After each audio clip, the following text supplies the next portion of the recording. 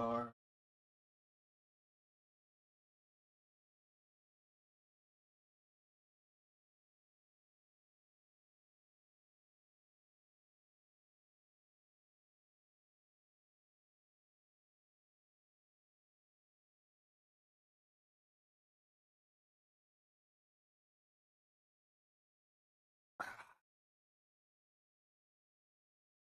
yeah. Ah, shit. I forgot to put on the gloves first. It's always fun when you have the headset on.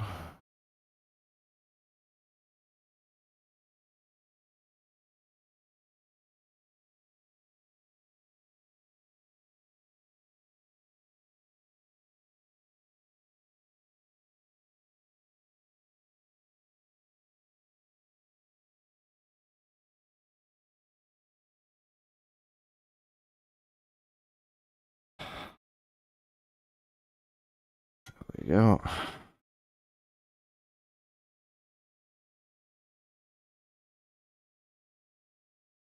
And oh yeah, gonna test the thing.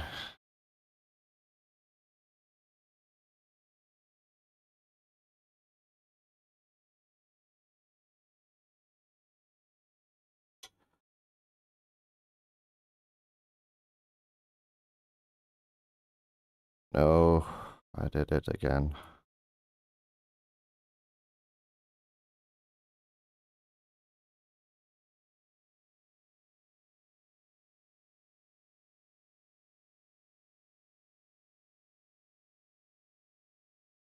Ugh, so annoying.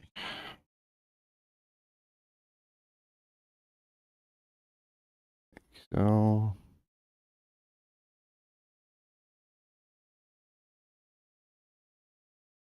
just like so.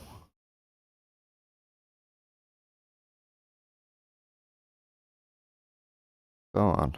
There you go. Thank you. Very kind of you to be cooperative today.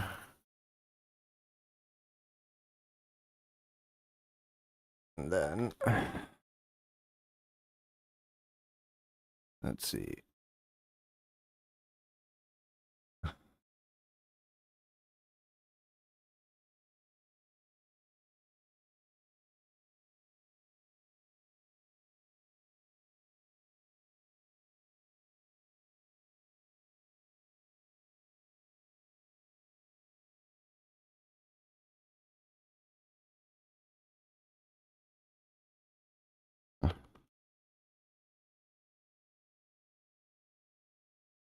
Sweet spot is weird today.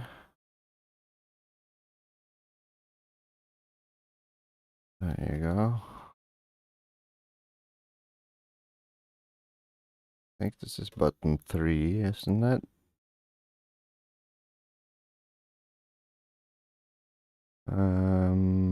Remap. Add VJoy device button 1. Remap. Okay. So if we then say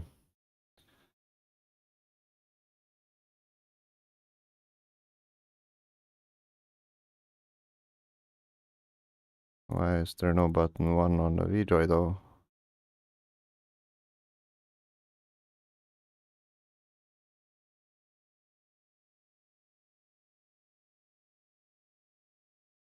Okay. Apply conditions to action. Remap require all match keyboard condition.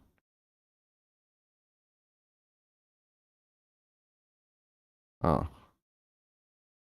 Okie doke. Button 3. Add. No. Remap.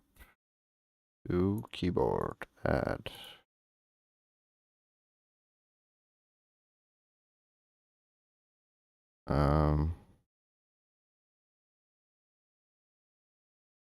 It's F8.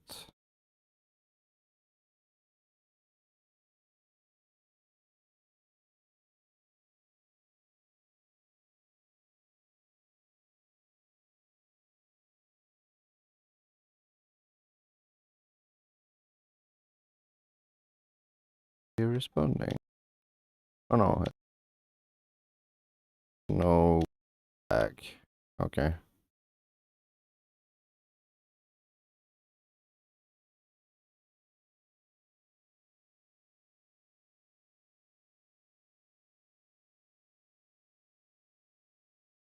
Let's see if it happens again while we are in game.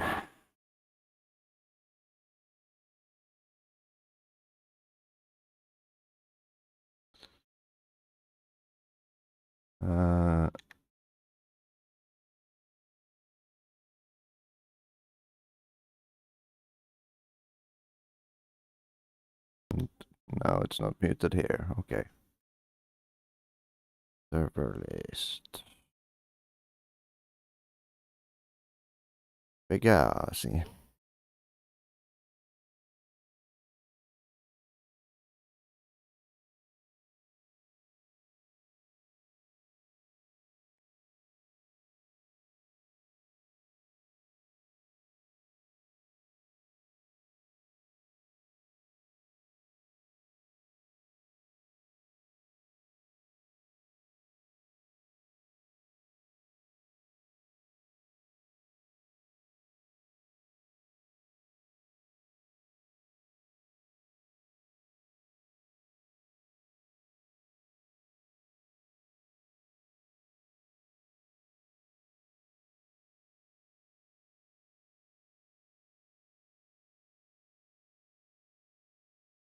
Are you happy now?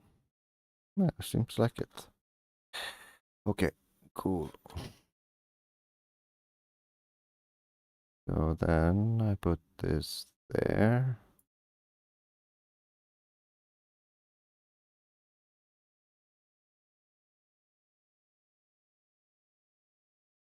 Then I hide the cursor here. Then we go here and fuck's sakes, why does it do?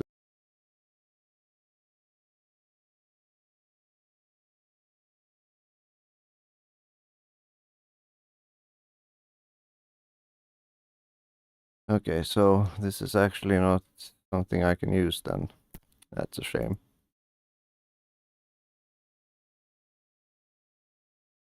That is indeed a shame, yeah.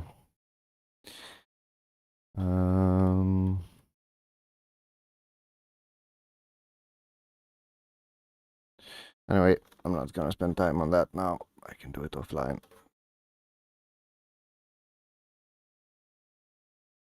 Let's see. That seems to be working. And I hide the preview. Fire this bitch back up.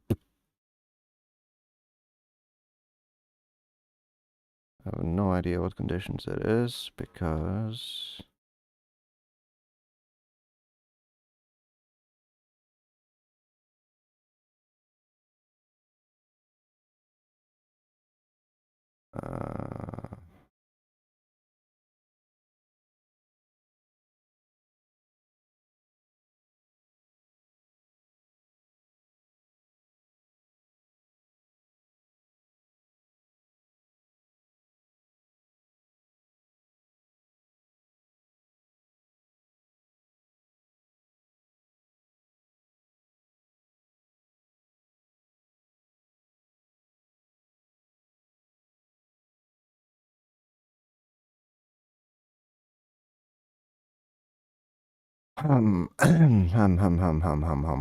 fee 5 hum. Yeah, save. It is 22:27. But I will just 4.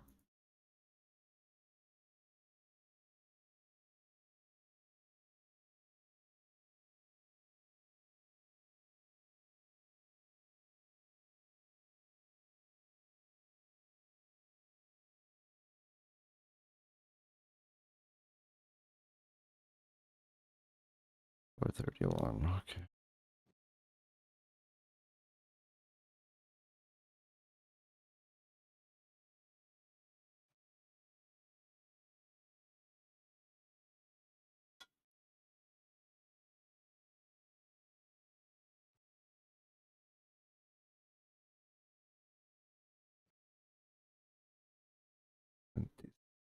time.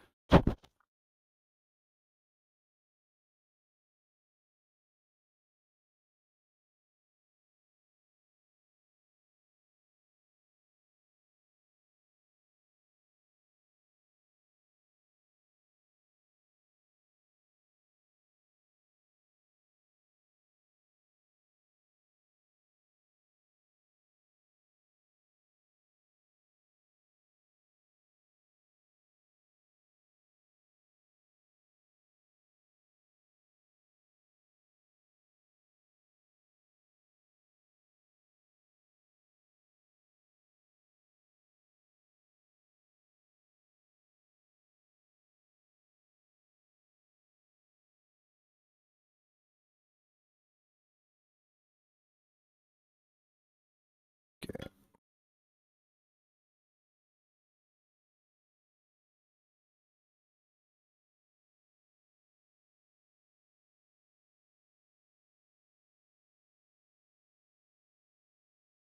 So weird to me how it wants to be this off center.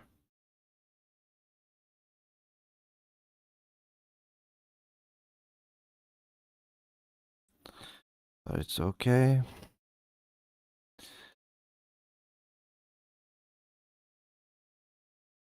I'm not gonna bitch and moan about it. It'll sort itself out eventually, yeah.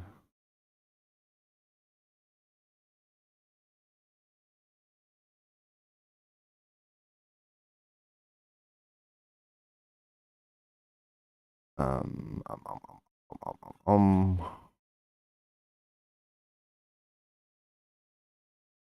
2431 indeed. What the fuck?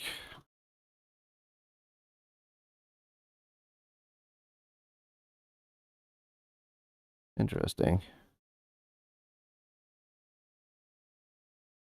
I need to calibrate my pedals. And I guess I have to open up this goddamn thing again. Drag you over there. And of course everything glitches out.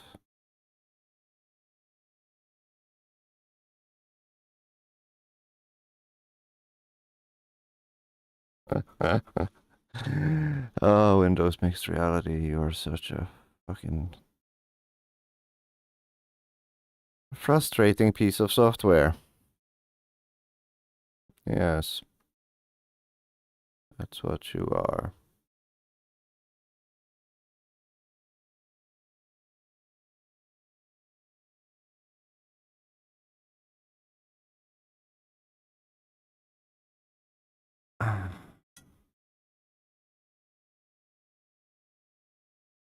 File firmware update, improving stability overall. How about no?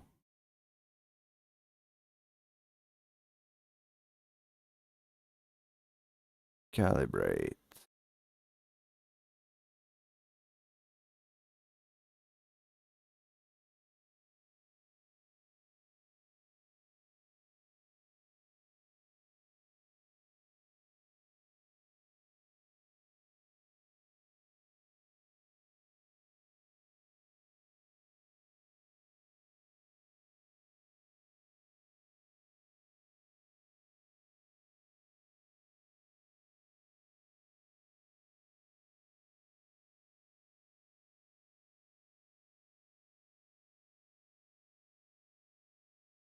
I'm actually releasing. Force adjustment, 100%.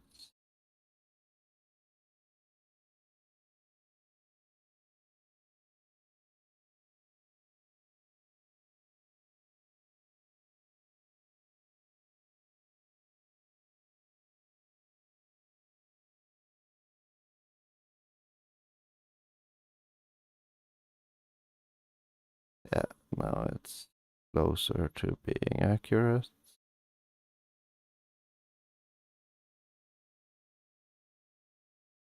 Yep. I can release just a tiny bit. No dead zone. No dead zone, no dead zone.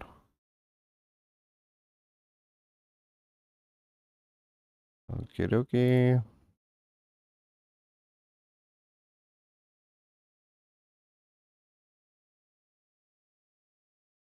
This is 0.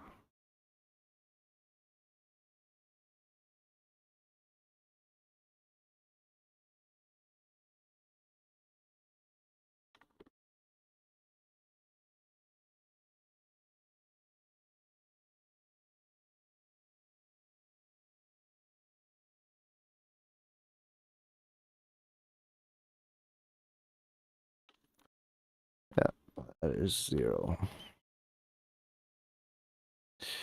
All right.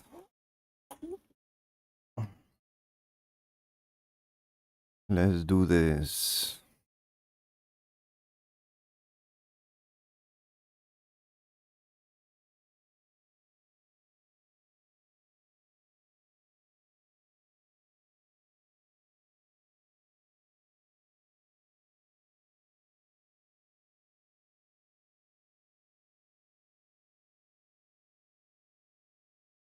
Okay. Hide in menu and engineer. Move this thing up here.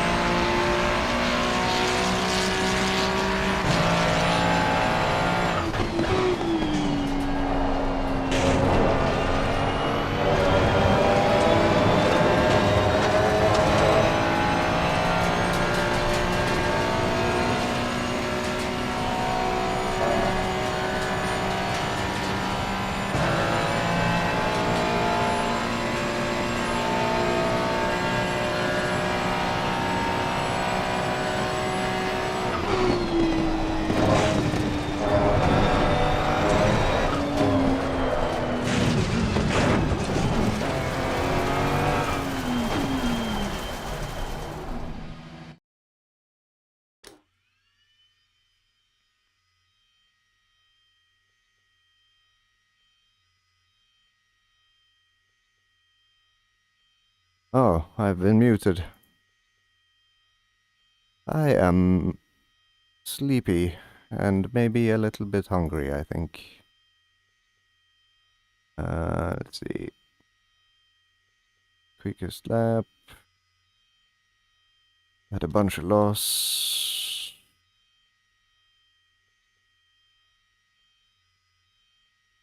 .16 on the rear right. So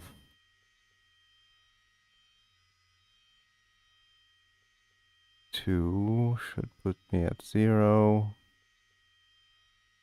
3 at 9. 8. And 8. And 8.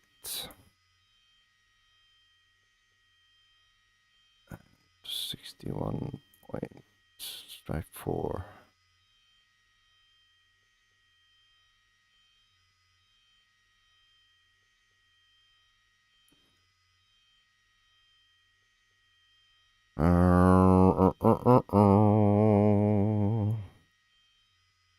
I'm also, oops.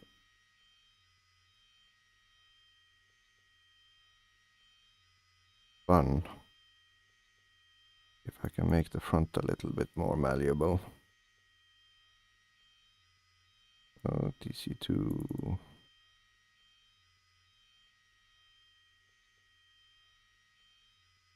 Like so.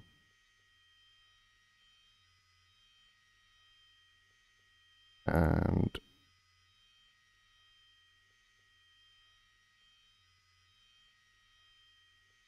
yeah, that's about the length I shall go to.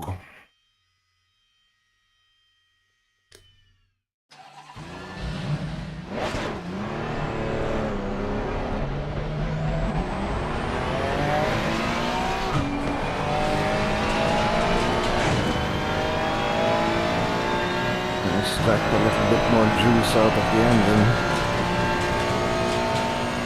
It's toothless at times.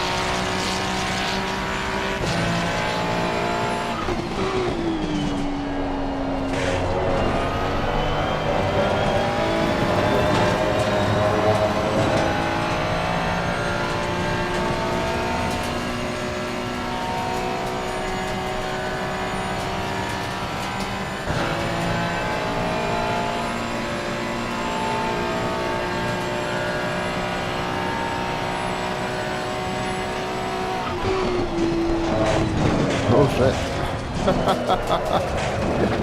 Oh, there.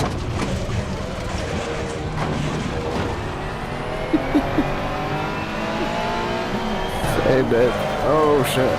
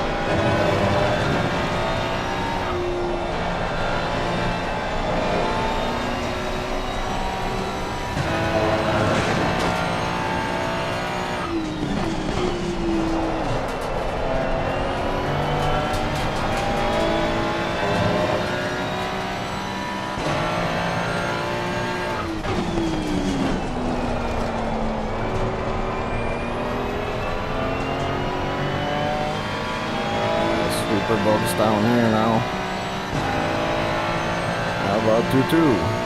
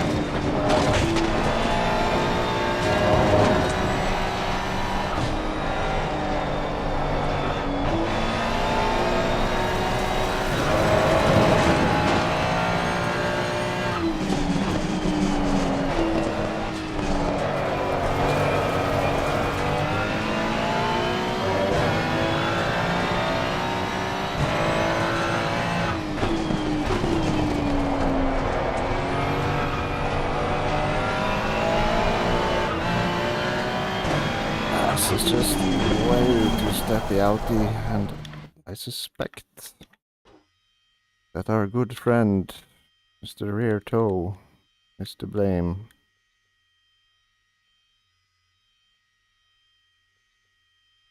It's basically like dragging an anchor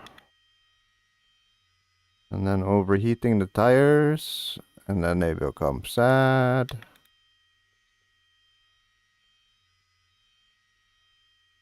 Now we need to add more understeer into the front.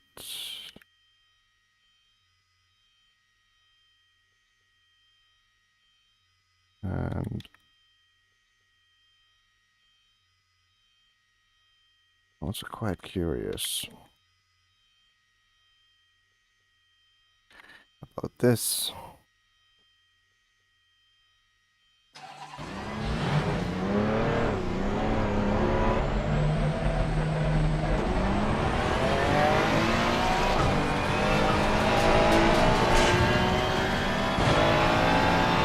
Hello.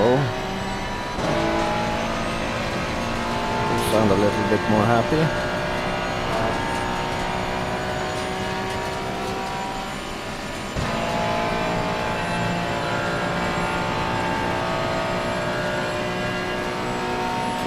Treat the tires kindly now, initially.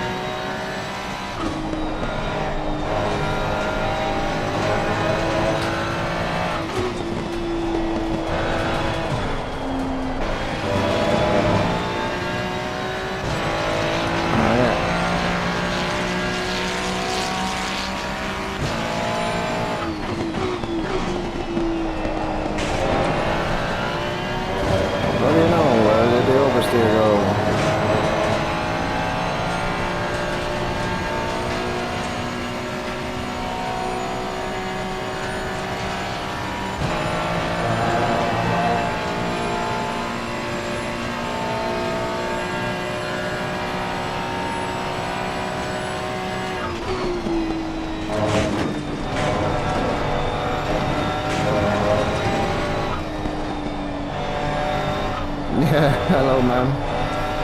Yeah, no, I'm on a zero random practice server at the moment. Just exploring.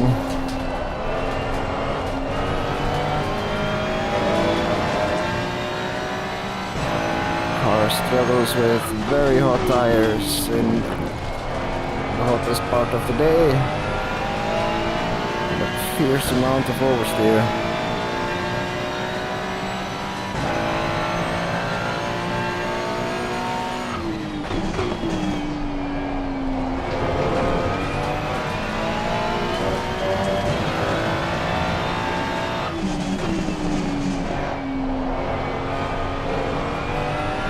How you doing?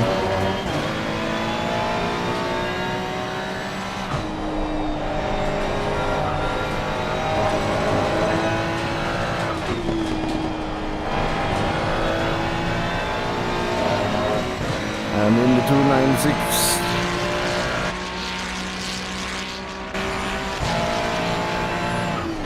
Italian stallion. Oh there. Very nice, very nice. Take it you're from across the pond.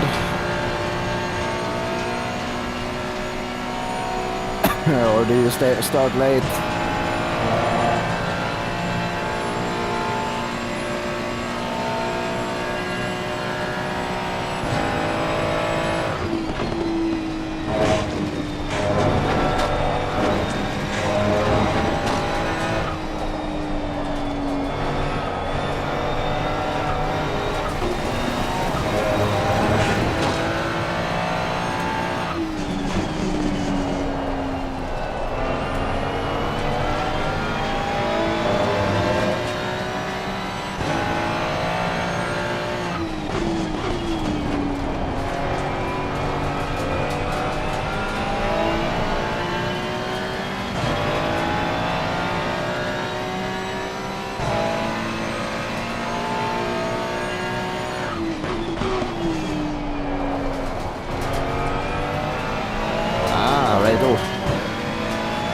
situated in Norway, just 1 hour apart.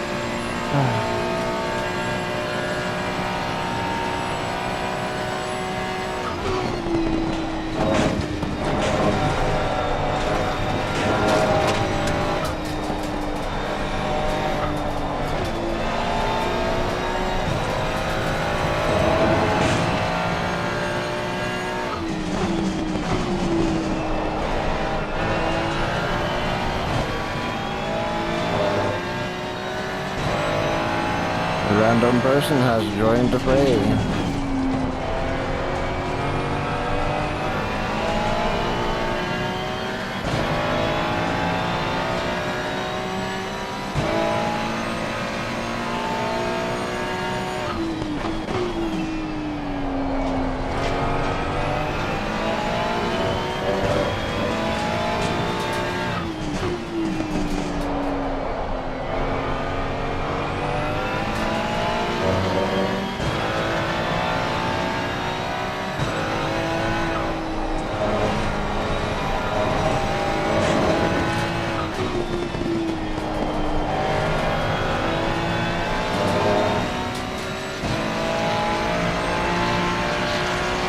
That did help the tires a lot.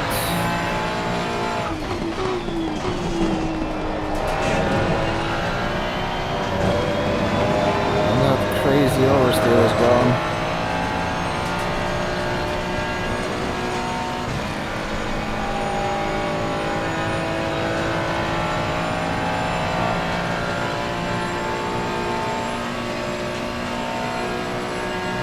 Yeah. And I stream at all the weird hours. I have no life, and I'm enjoying it.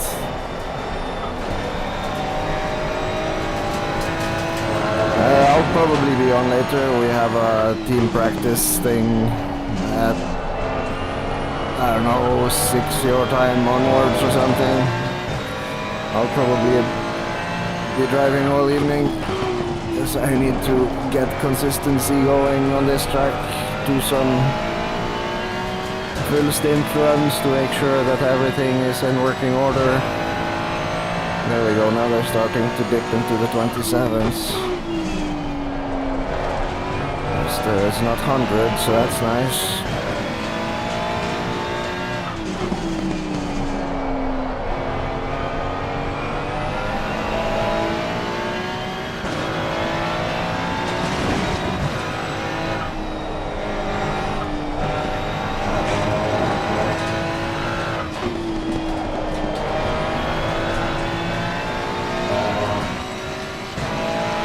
Drive ACC, by the way.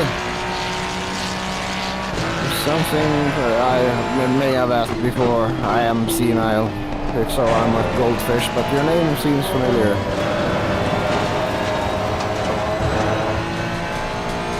I mean, not just from previous chats, but feels like I've seen Aprilia on track before, T Aprilia.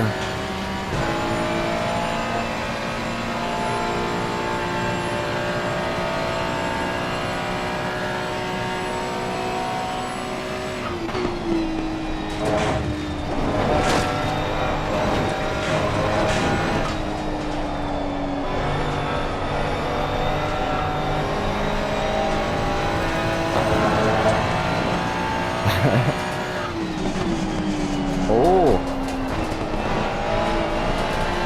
damn, thank you. Yeah, no, I can do anything to help you in return. Just let me know.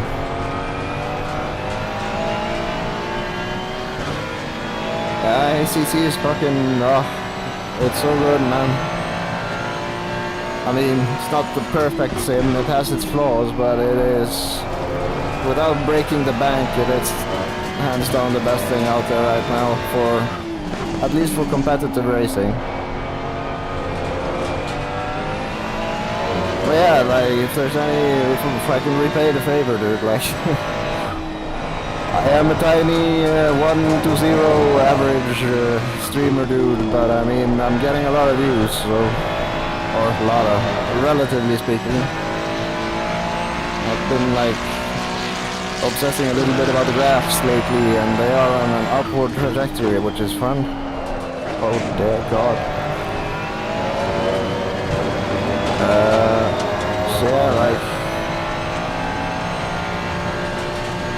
you help me, I of course help you in return. Just tell me what to do.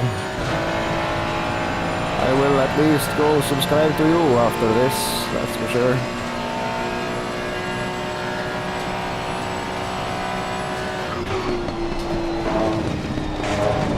Oh shit. So something happens after lap 5. The only thing I've been doing is push the bias forward. It's just crazy that the rear is the thing that's gonna start protesting.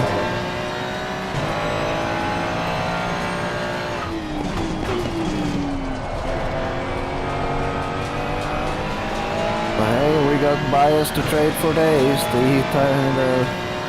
wear is still even on the pads, so who am I to judge? Oh, okay.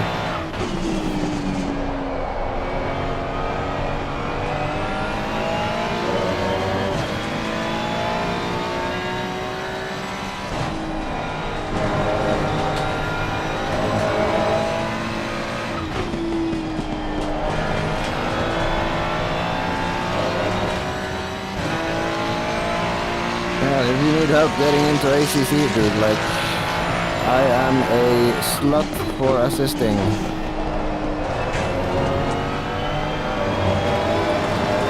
And I've spent apparently 72 days on track in this game over the last 3.5, almost 4 years.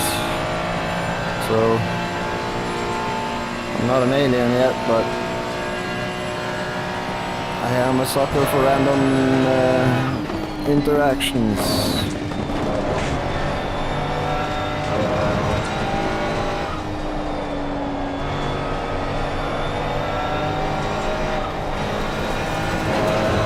Oh, by the way, since you're into F2, have you tried the, or F1 even, have you tried the Formula Alpha mod for AC? The 2024 version.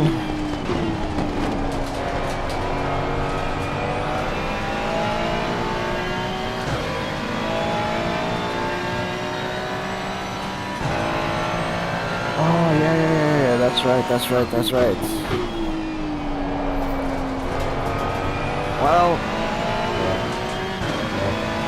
if you're looking to buy like it's fucking awesome. But yeah, like, if you're gonna invest in a gaming laptop, that if you're gonna get anything worth its salt, that's suddenly a lot of money. And then you'll be suffering a little bit from heat, the machine throttling itself due to the heat. So not the most stable performance. So you might actually get more from buying a bog standard box computer.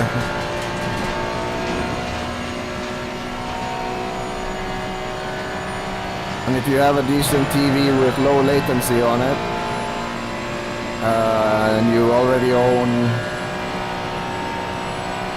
wheel and stuff, which is PC compatible, you really only need the computer.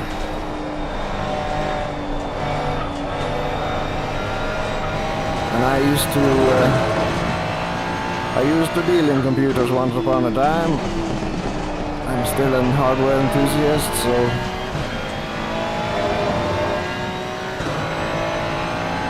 I'll gladly point you in the right direction, because you can get a lot of good shit secondhand now.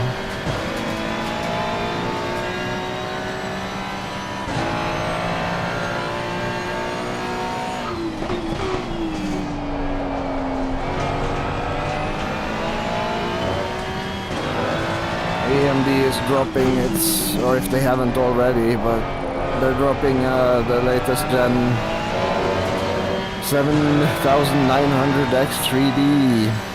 So I reckon there'll be quite a few 5800X3Ds on the market, on the second-hand market soon.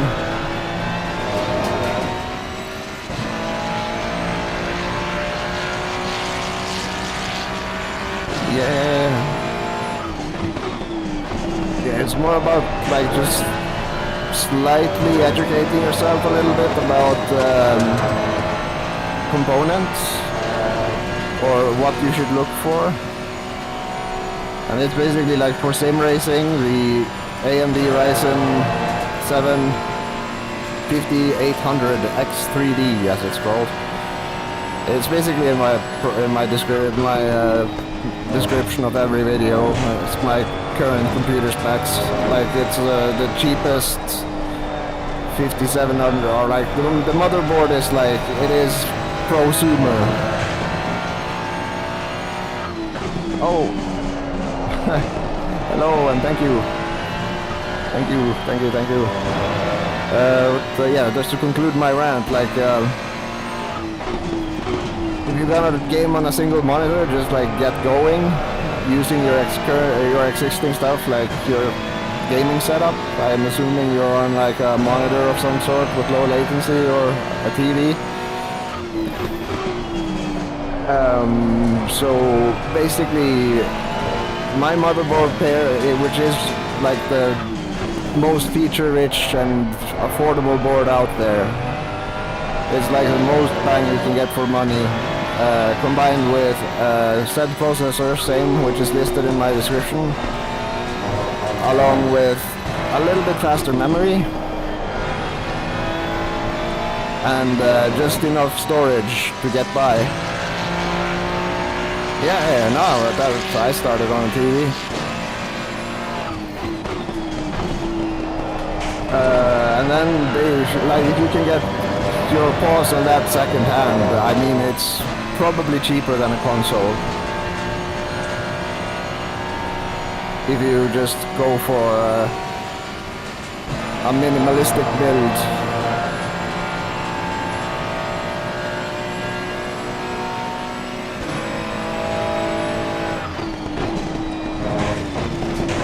So I'm wondering, like, are you on controller, or are you on, do you have a play seat or and some sort of wheel and pedal set? So if you're already that deep into sim racing, then I mean, it is literally probably cheaper. I'm not gonna say literally, but very likely cheaper than getting a PlayStation 5 Pro to get you into the PC world.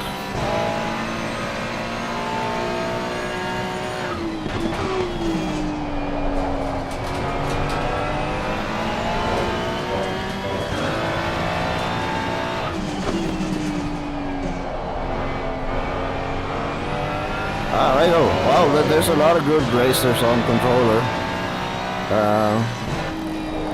It's gonna be like, if you're gonna get into sims like this though, then it'll be a rough ride if you're gonna do the whole competitive,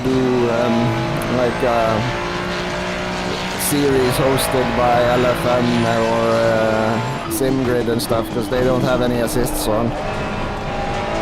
But for just like getting into it, like the most popular public lobby servers, if you have the patience for getting murdered a lot, they allow assists. I mean, yeah, there's a lot of interesting stuff happening on the controller market now. Like I started on a Thrustmaster D300, and I'm on like super expensive gear now, but I mean I got by just fine for the longest time with it. So that plus a play seat and a computer and bam! Ain't nobody watching TV in the living room again, that's for sure.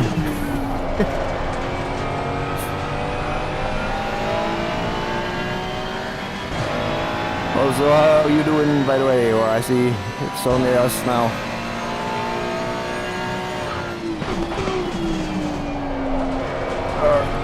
If you're still there, Suzanne, hope you're doing well. Thank you again for stopping by.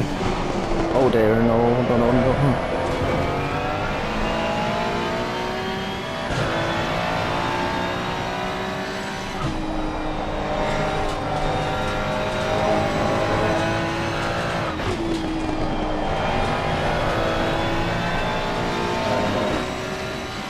Yeah, the tires are actually behaving a lot better. Car is far less deadly, is quicker on average.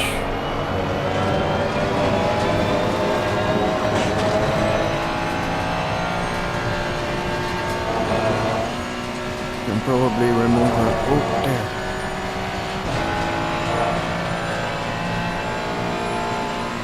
Damn.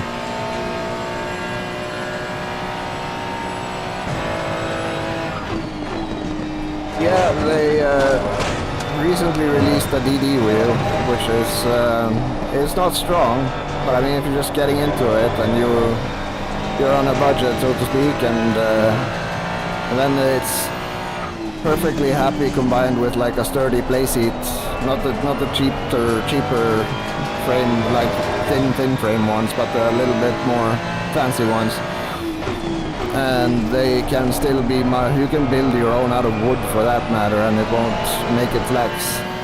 I think it's like 8 Newton meters or something.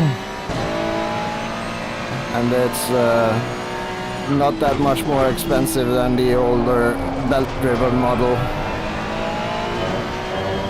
And you get all the benefits of DD, like much more responsive feedback, force feedback, and a little bit fancier pedal set, if I remember correctly. So yeah, dude, if can, I do enjoy me a help. The dopamine squirts do me good, so just hit me up if you need any advice or whatnot, and I'll strive to do my best.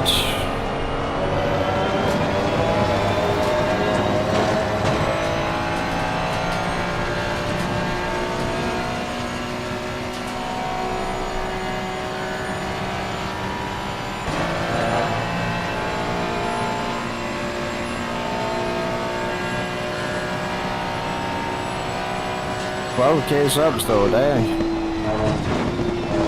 Oh my lord.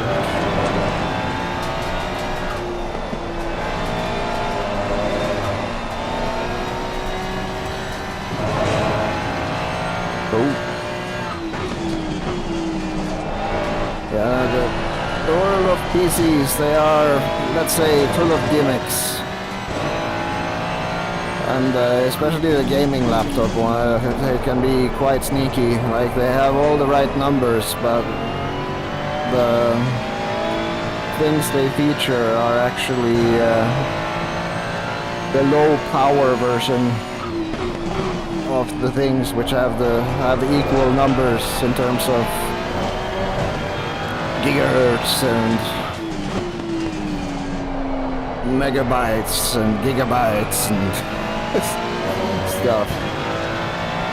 And also, like the tiny little package, the space constraints of a laptop it's like it'll run fine in benchmarks, short benchmarks, and be okay for casual gaming probably. But the second you start to run something heavier on it for an extended period of time, it's going to basically slow itself down to not overheat.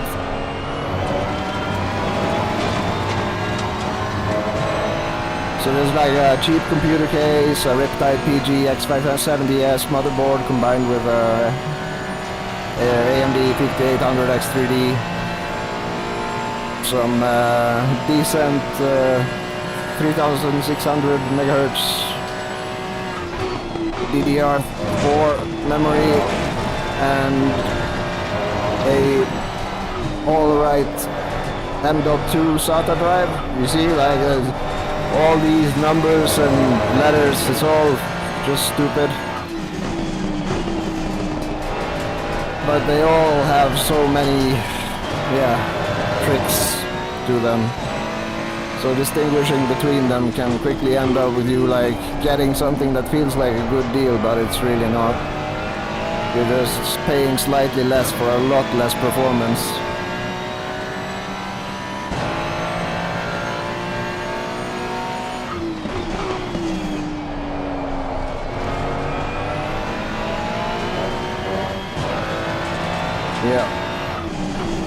Yeah, so if I can save you from that, I will gladly do it. I will gladly do it.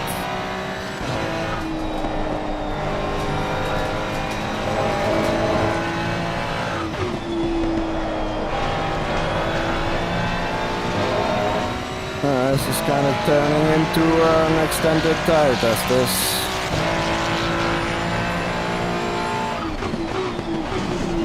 No problemo.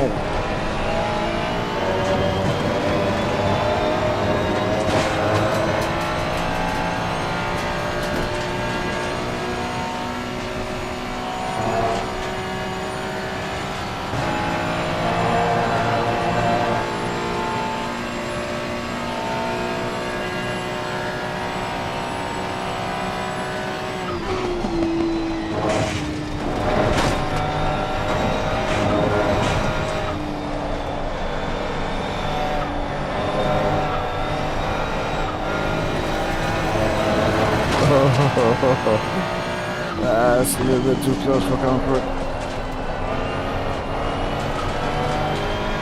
Vaguely starting to feel my tires wither away now, and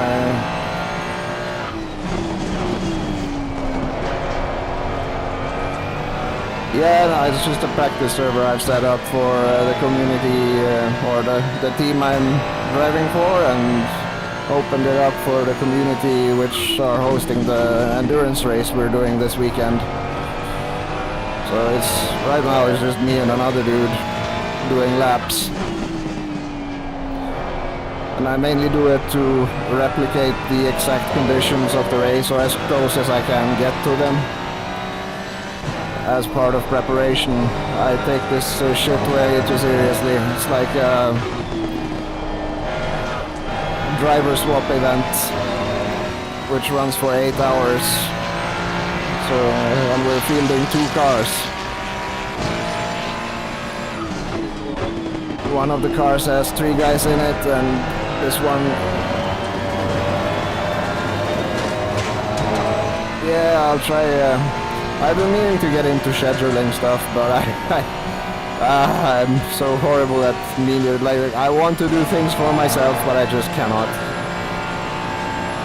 But if somebody asks me a question, though, I'm there, like, I'll drop anything I'm doing and be like, yes, let me answer your questions.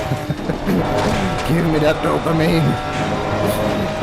But yeah, I've been meaning to schedule a little bit better.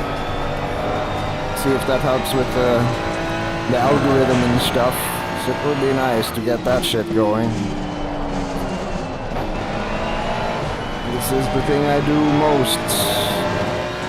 And I do enjoy doing it.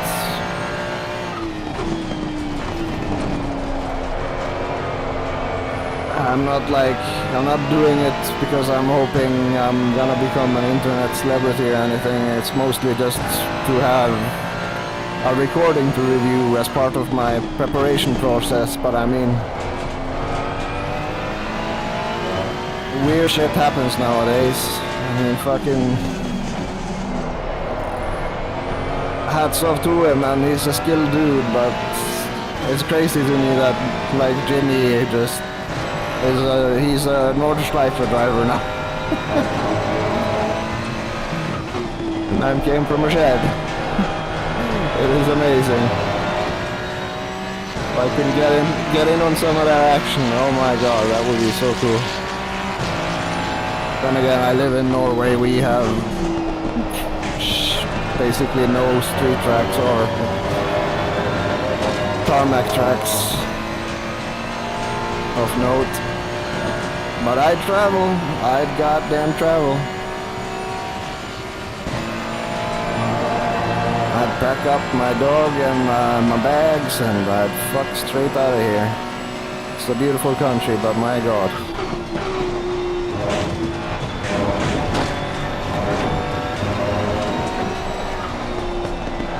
It's a cool place to visit, but living here is boring as shit.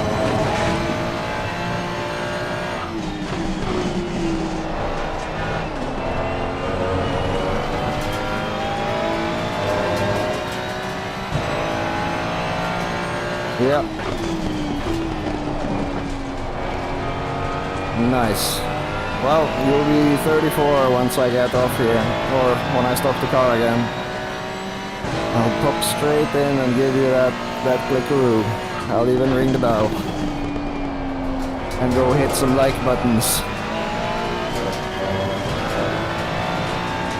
Maybe even if you have playlists, I tend like I'm that crazy. I'm the guy who when I leave the house, I'll just leave a playlist of some streamers or content creators I enjoy running in the background for the dog and also for the watch time.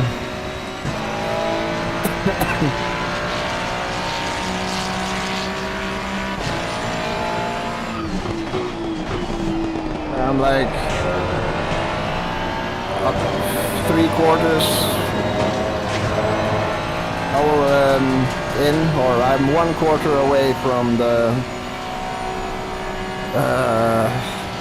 or the following requirement, and then I need what the fuck is it?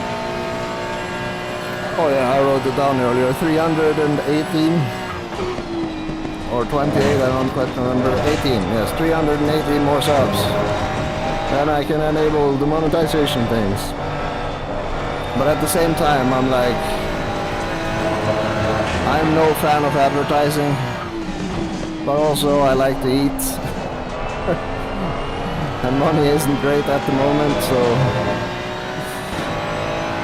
if I could somehow turn this into, you know, a slice of bread, some cheese, man, that would be cool. That would be cool.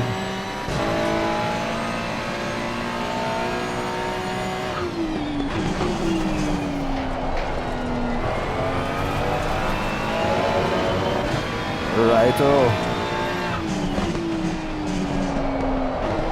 So you actually record and then do the editing thing, or do you just stream? Or do you do both maybe? You stream and then you edit it and get it out quickly? Like I've been toying with Caden Live, like a video editing thing, mostly just to make the life of stewards a little bit less hell. But I'm getting into the process, and I have so much footage that I want to do things with, or been meaning to do things with, so it's kind of like just an happy accident that I got into the practice. But then again, I'm also a huge sucker for things of convenience, such as just hitting the stream button and just never thinking about it again, even if I say stupid shit or lose my patience while racing and stuff like that. But I've had a funny thing about that while I'm on a rant is that people seem to actually appreciate me losing my biscuits once in a while. It's fun. I've had like, thank you for not censoring messages.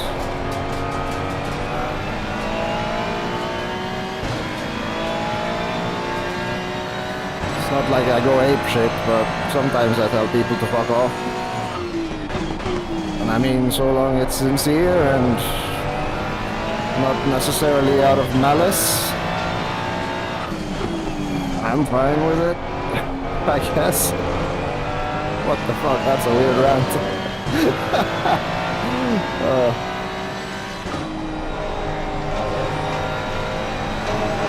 Right.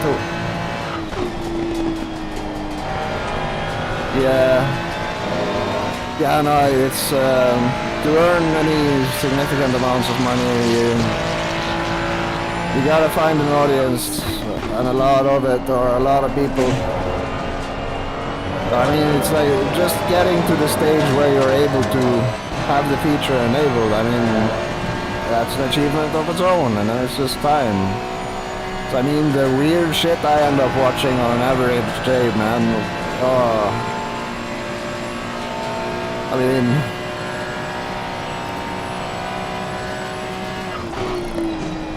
it's not interest driven, and I mean, it doesn't even need to be somebody who's good at driving. It's just like fun to watch people or this individual develop.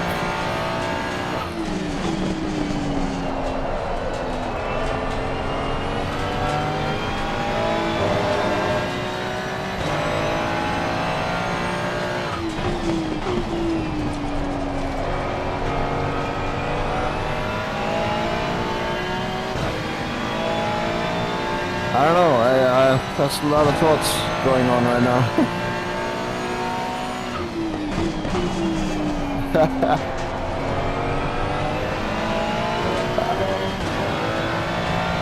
Yeah, nah, like, I mean, fuck man, we're all humans in the end, just slightly advanced chimps. I've lost my time, or lost my shit more times than I can count, I think, on all limbs and probably in general. Well, that's not true, I can count pretty long.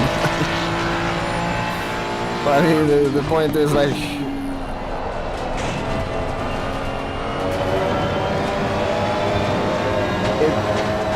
once you reach the point where you have to be so sterile that everything's just like a happy-go-lucky positivity fest, and you just see in the person's eyes that he's raging but he's suppressing it. I mean, I don't want to enable that because I know that that's not healthy. That's how you fucking hit the wall hard.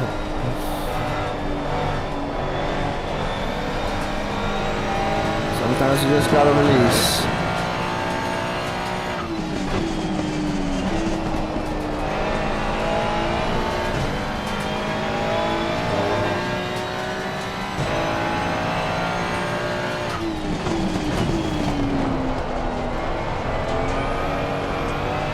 Yeah, goddamn, I'm 20 laps in. I didn't mean to go for a full tire test, but I'm past the halfway mark now, so why not?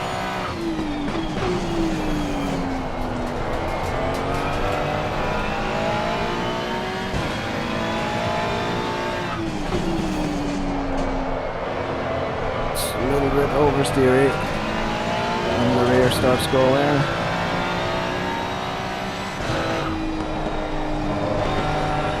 I wonder if I can keep shifting the bias forward without hitting the engine anymore. Like, the pads are doing just fine. The heater wear is still off on the front, so.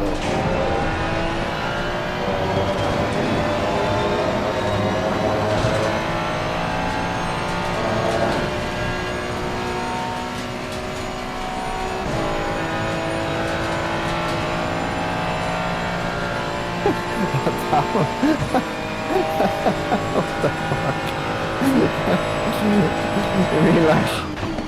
You mean like just like a wrapped towel and then using it as a whip? I mean, why not? It's probably useful for some. Yeah, no, while we're talking about content creators, like, he's huge now, but if you're not familiar with Big Tug, Go have a look at him. His shorts are just comedy brilliance. I love Big Tug.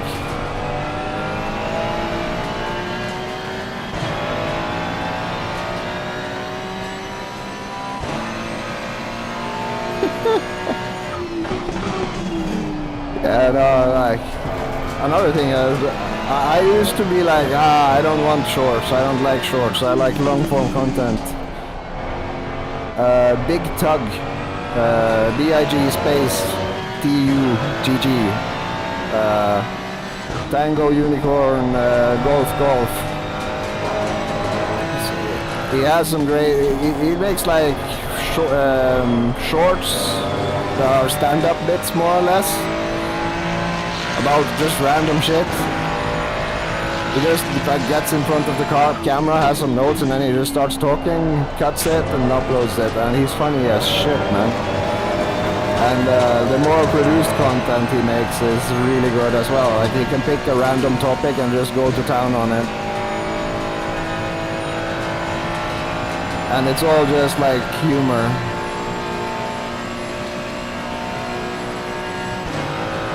It's kind of like the funny American version of Ordinary Things. Yeah. That was another thing like I've gotten into after I've just accepted that shorts will be popping up in my feed is I really like the dog videos, man. Like there's this lady who's posting videos about her. She has like a legit wolf, which she raised from a pup, or since it was a pup. It's fascinating to watch how dog-like they are when they've been socialized with humans. And still like the stark contrast between the wild animal and the tame dog, like, because there's a lot of it in there still, but it's not at all malicious. Like there's this, apparently the wolf has this habit, like there's this man, I'm not sure what it is, if it's her husband or something, but when he comes home, like she always circles him and then bites him in the ass.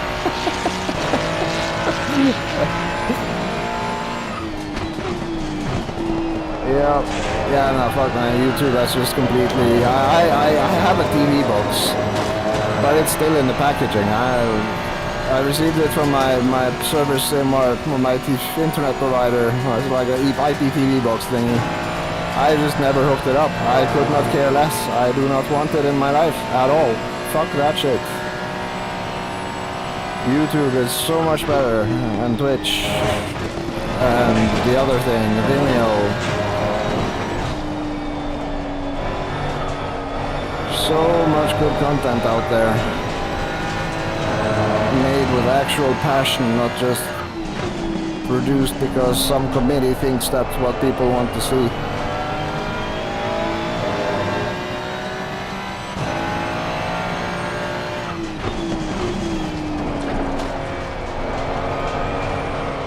Oh, my rear left is starting to go now. Aww.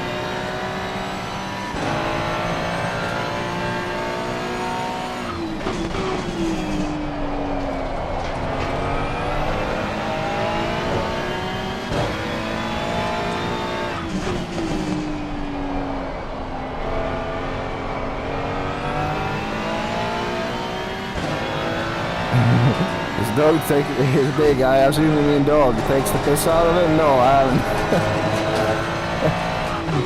Can do link.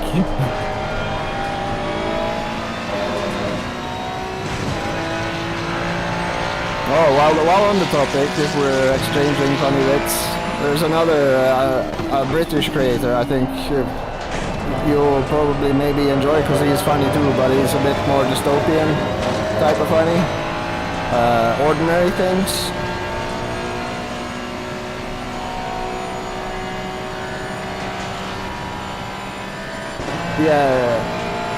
Yeah, same.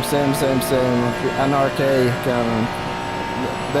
They don't even. They don't even send the bill anymore, they just wrapped it into the tax system, the fuckers. Check out Ordinary Things, he's grown to be a big tuber now as well, but he came from humble origins, his production value is still very humble, but oh my god, the content he makes is great, and it is legitimately funny. It's just like he takes very dark topics and tears them a new asshole in a very entertaining way.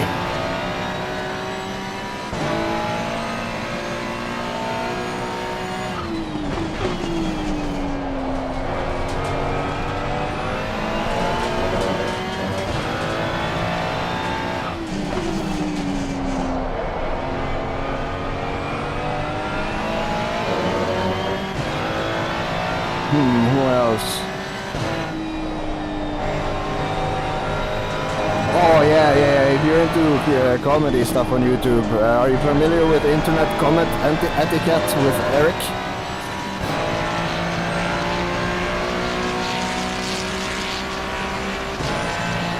He's like hard stuck at 1 million subs, I think.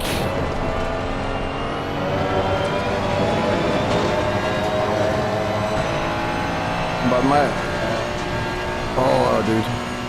dude, you have so much good stuff ahead. Like, I recommend watching it in order. Like, just go into his videos, internet comment etiquette with Eric, with a K,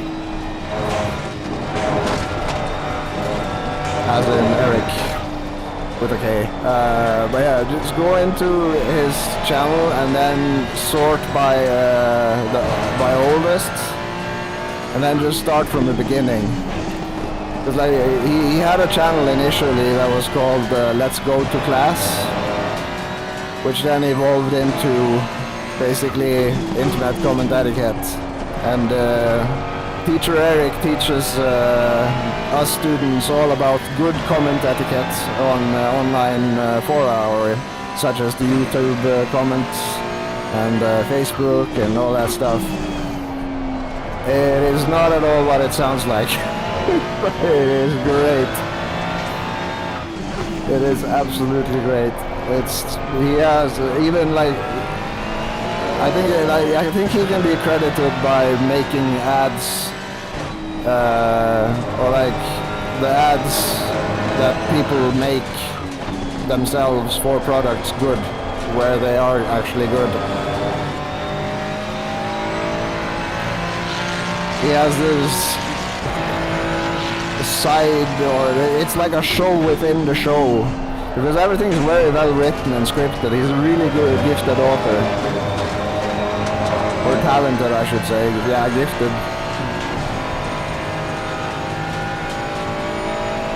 But it's like, it doesn't show up initially, but it's just like a skit that evolves into the ad. And it's basically Novelberry. It's like a time-traveling Renaissance detective-type character. With a British accent, and it's his ad reads. It's fucking hilarious. Oh there, that's tires are really starting to go now.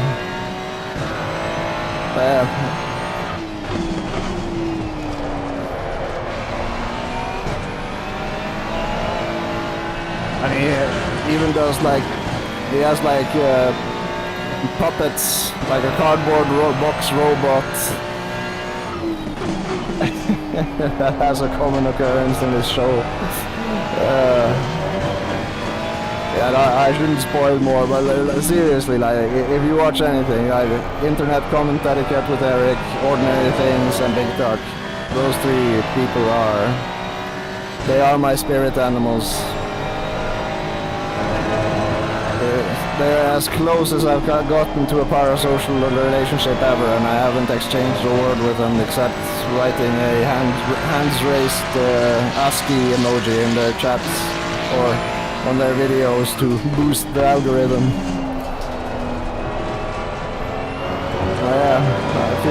I feel like I know those people.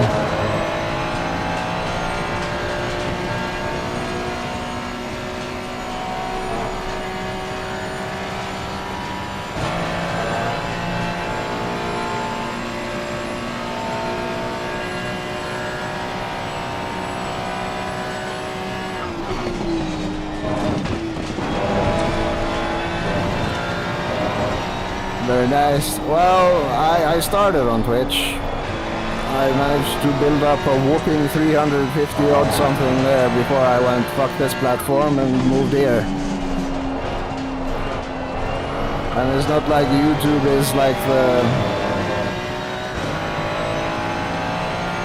altar boy of streaming platforms or anything, but I mean, at least you get to upload or stream in high bitrate here.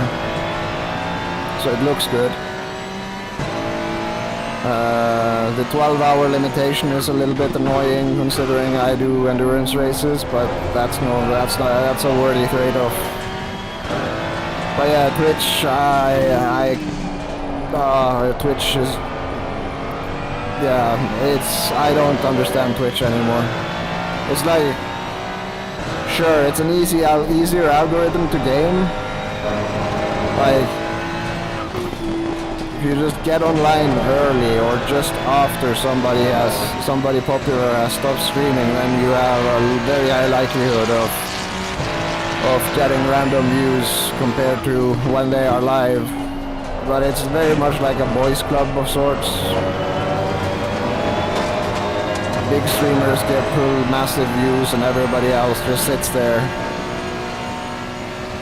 And then you have to be affiliated in order to have the VOD stored, which means you need to sign a contract, which means they get to earn ad revenue on you and you get basically nothing. And like I'm not getting shit here, but at least I'm getting to store my vids or my VODs straight off the bat.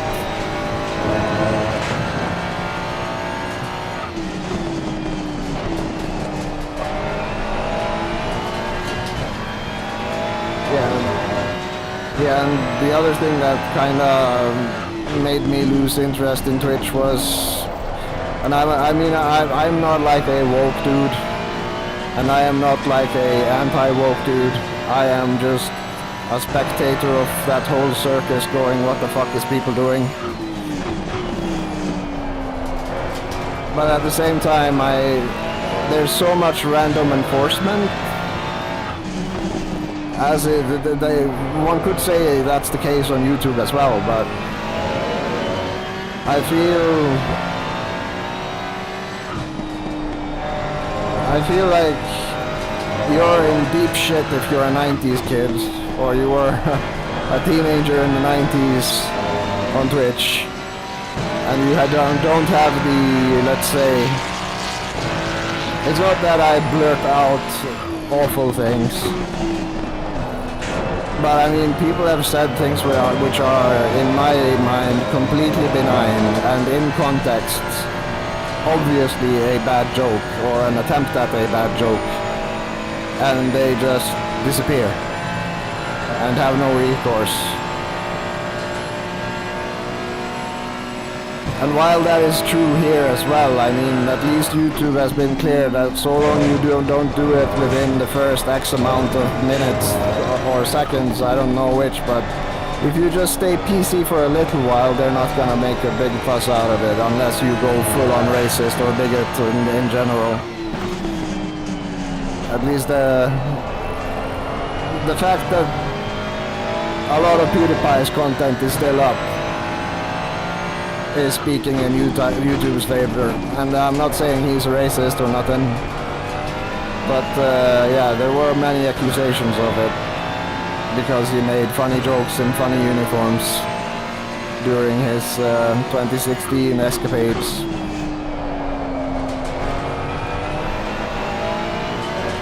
So all in all, like, YouTube is the least shit platform. Like, I mean, there's Kick, but it has a very small user base.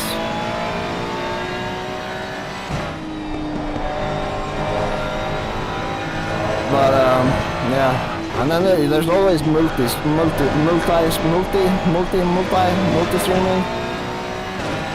where you basically pay a third party to restream your shit, or not your shit, but your stuff, to all platforms like Kick, Twitch, YouTube simultaneously.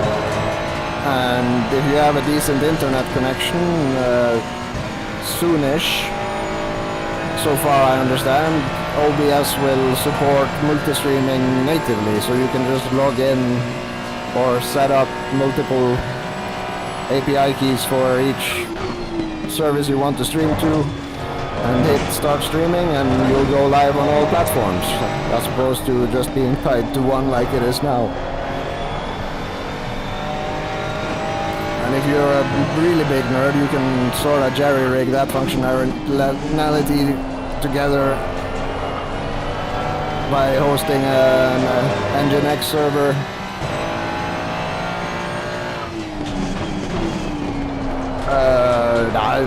It varies.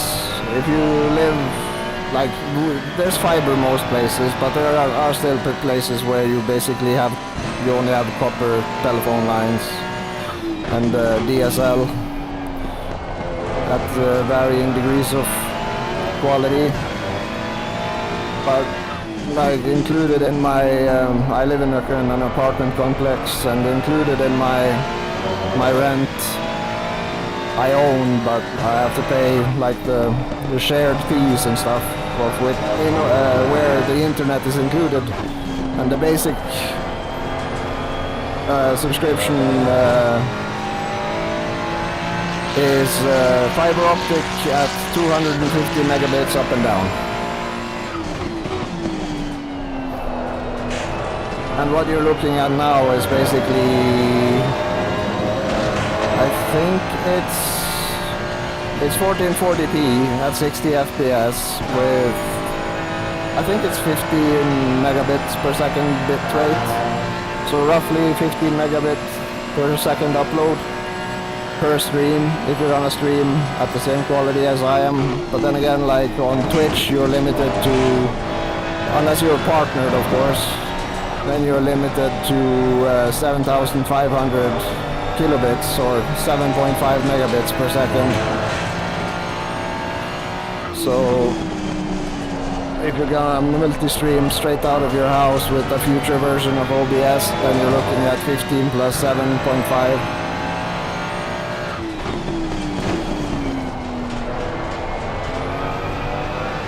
Yeah, I've heard a few things about the situation, like British Telecom and Virgin. They're not doing a great job, are they? Willfully neglecting it, building out their infrastructure and enforcing weird fucking caps and asymmetric transfer or throughput.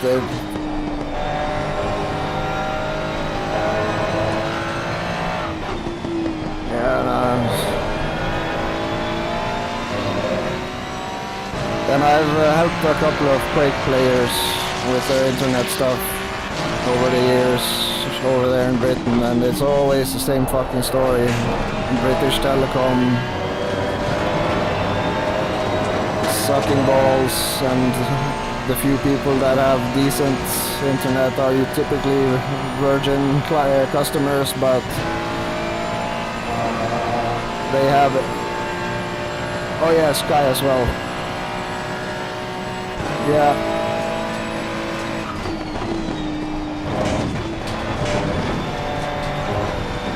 Yeah, like BT's like last mile is just hopeless.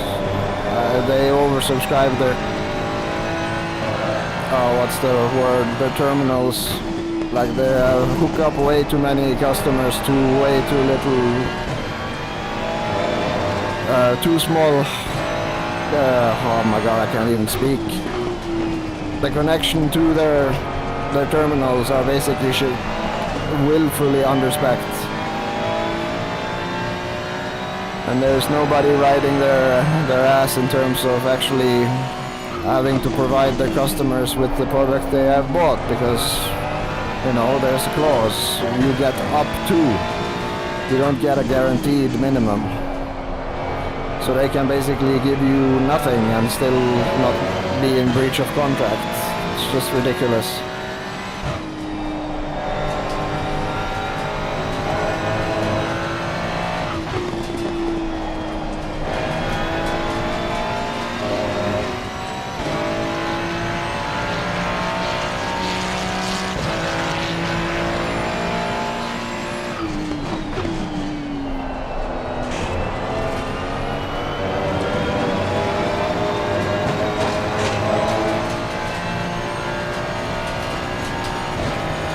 Yeah, I'm gonna have a little break after this one, or this extended tire test, and have a bite to eat, but then I'm gonna continue in rain, so I'll be around if you're bored and nothing happening at work.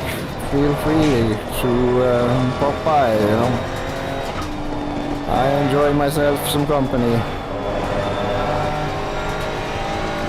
Just sitting here doing these things in solitude is you get kinda crazy after a while, I think. But at the same time, I love it.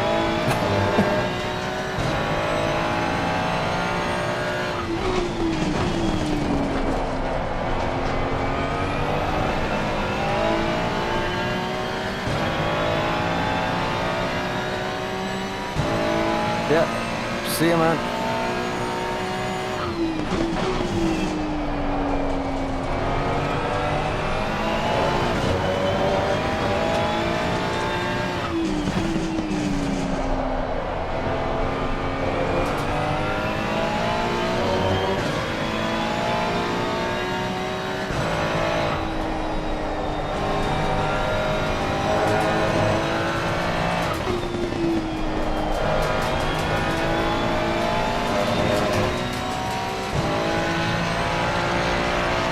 So I have one more lap on the timer.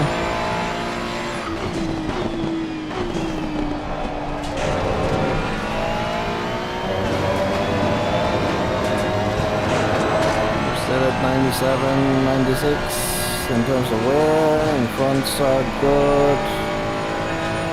The rears are good. 64.2.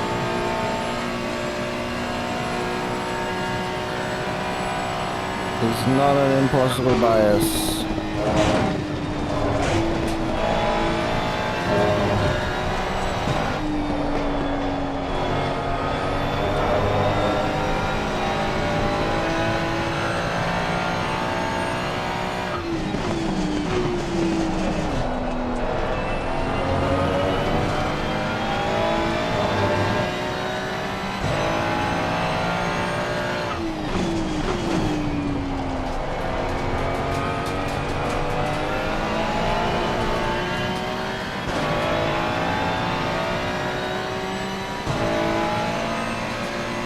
This is the last lap.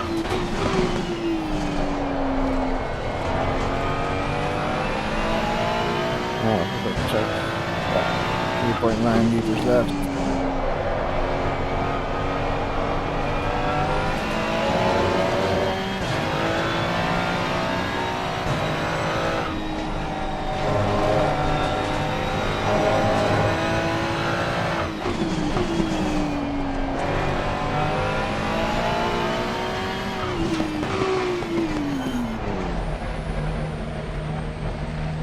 .4 liters and it's 2.8, so I have one lap too much fuel in the car. Oh wait, I should drive to the end of the pit. No, I have no point, I know I can make it, what the heck. Alright, so this was 64.2.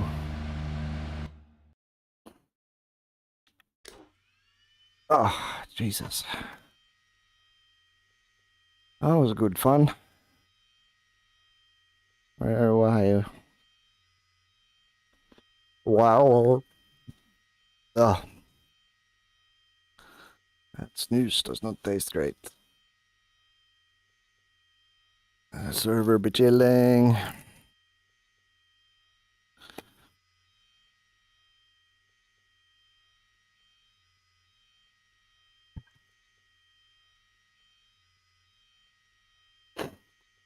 Let's have a little review.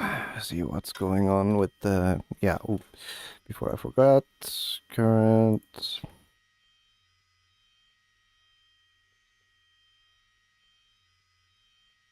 And then, yeah, the front... Oh yeah, I was supposed to write all this shit down this time. This was tire set number 4. So, let's get to logging.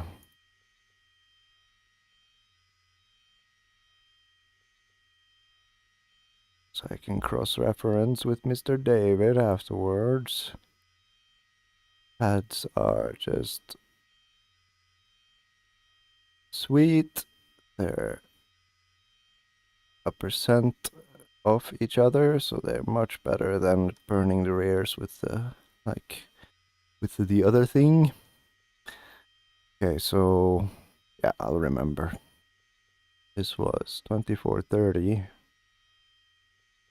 And it was what? Oh. Shit.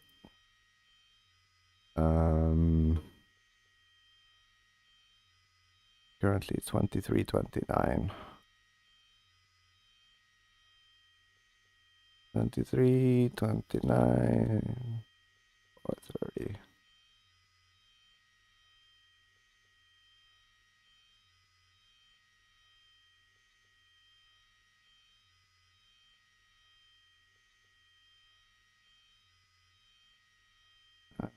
It is currently same time. Server is, yeah, session started 14, so it is 15.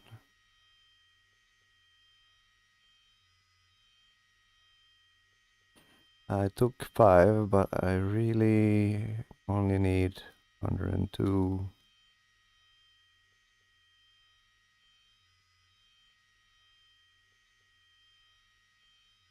$101.65. And this was map 1, DC2. And I did 35 laps at 2.8.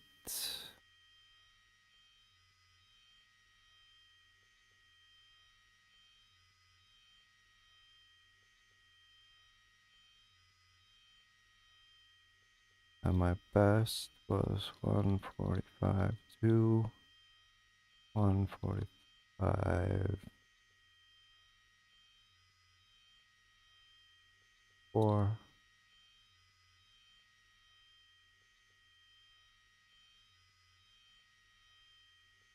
146.372.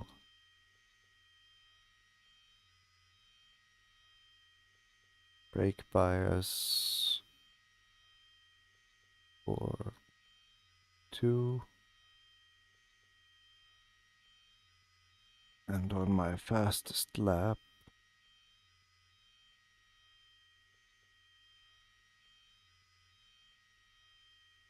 brake temps 37.25, 433, 430, 97, 88, 97, 90.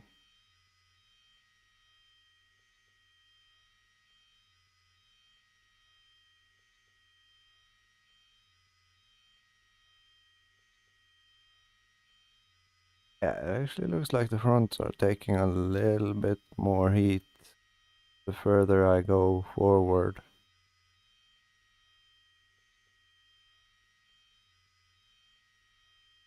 On the bias, but not by much. It makes the car much more well behaved.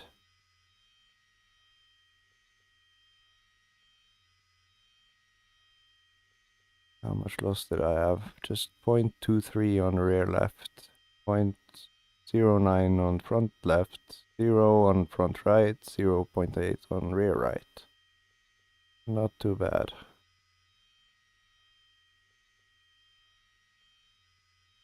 So All of this is just wear.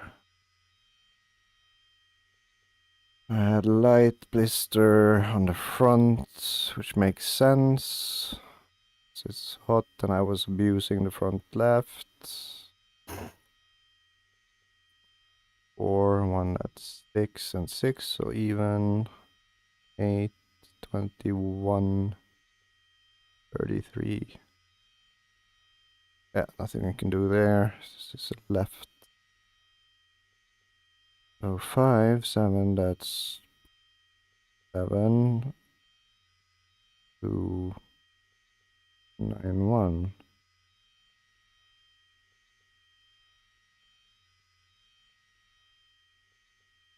5, 7. Oh, that's a lot.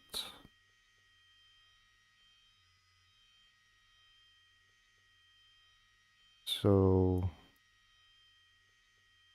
just for fun then, do that.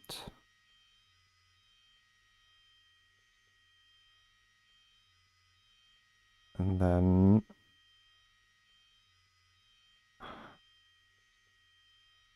we are at the end, 0.2 off. And 1 there, so they should be at 3. But at the peak, there was no loss.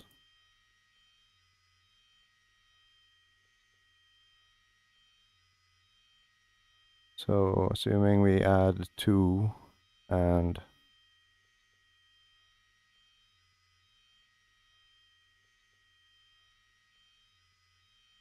okay, let's just add back in what's missing at the beginning. I'm missing 2 here. And I'm missing 3. And then that would put me at the end.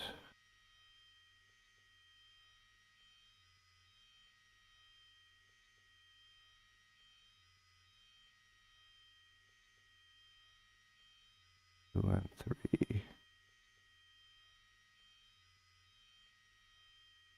Oh yeah, and then 1 all across.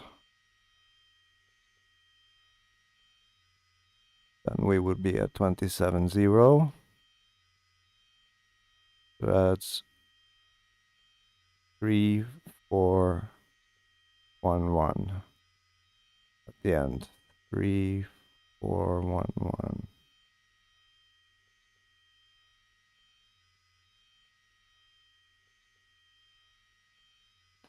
That would be on the rear left. 3, that would be 4, 6, 6, 8, 8.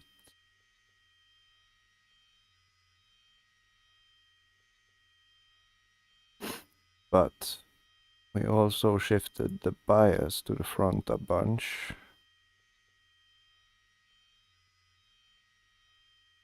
And that's probably started around about here, because that's where my lap time starts dropping again.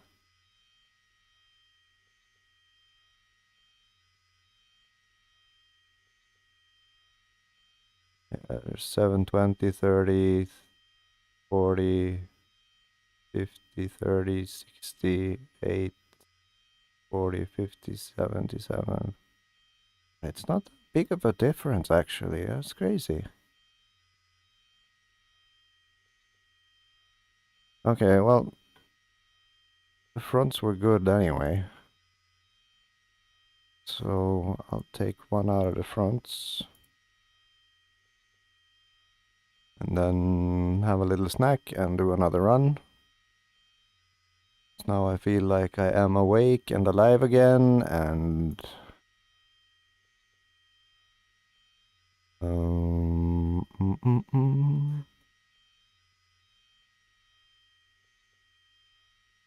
I want to run in these pressures a bit more. 24.3, 25.2, 25.1. That's 4352. 43.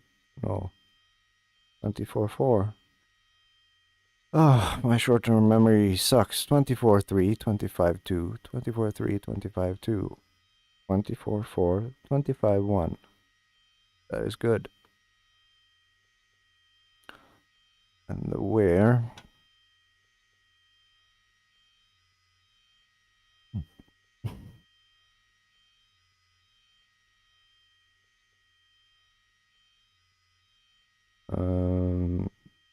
Yeah, even on the front left. 1.97 inner. 1.94. 2.08. And on the rear, it was absolute dog shit. 1.55. 1.53. The difference on the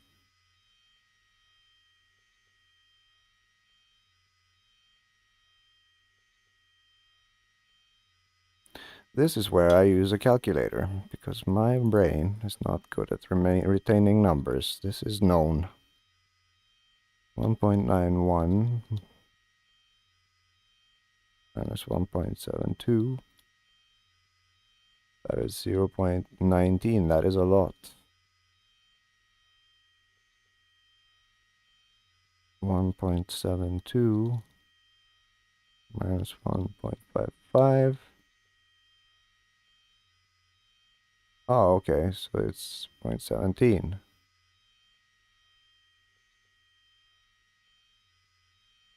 So do the other side, 2.15 minus 1.82. 1.82 minus 1.53. 33. There shouldn't be this big a difference in wear though. It's probably not contributing to grip at all. So that is 4, 5, 6, 7, 8, 9, 10, 11, 7, and 6.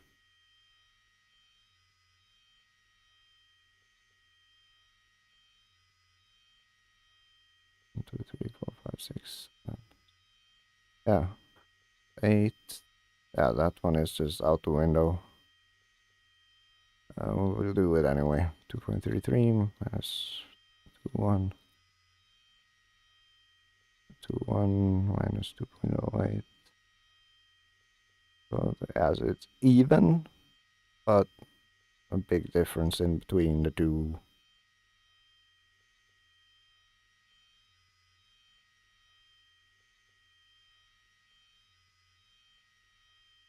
It's 5.5. 1.72. There we go. 0.17 and 0.19. We're talking 2 millimeters, and then on the inner 1.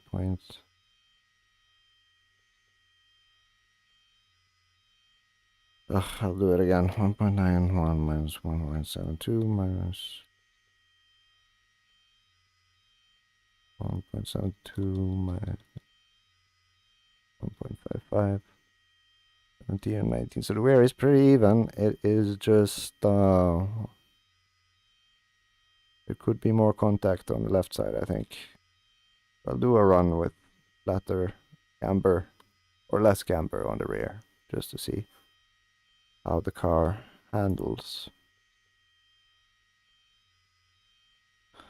And then there's another thing I wanted to explore. Alphabet drive.google.com in, then shared with me.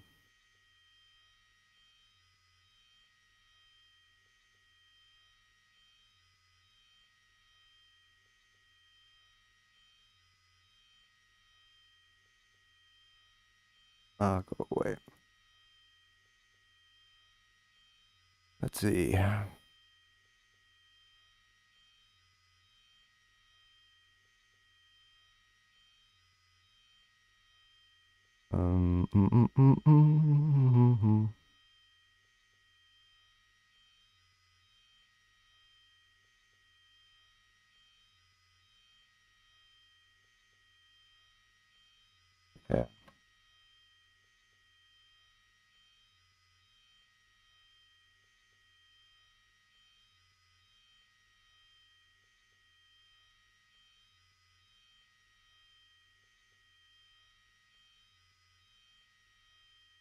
More grip on the front.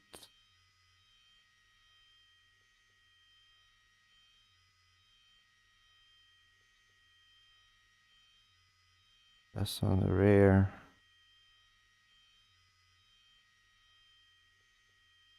EC22.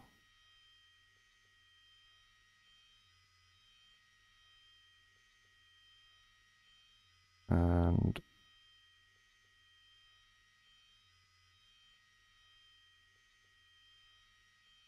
in 16, 20, 20.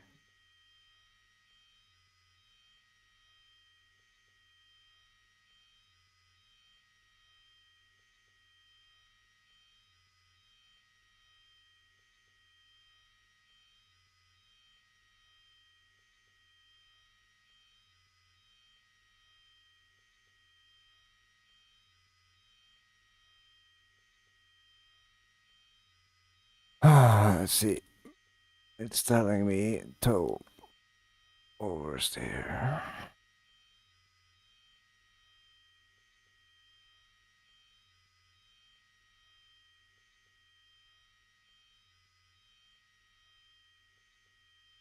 Wait, what?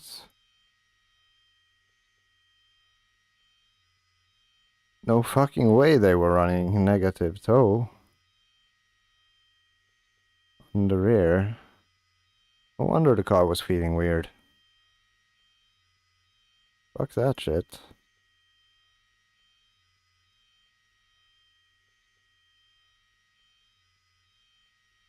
My god, ancient setup.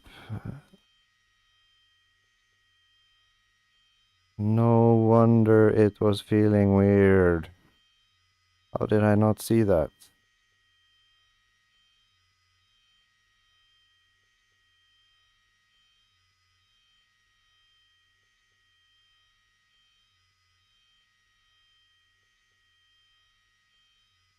Um, Amber, understeer.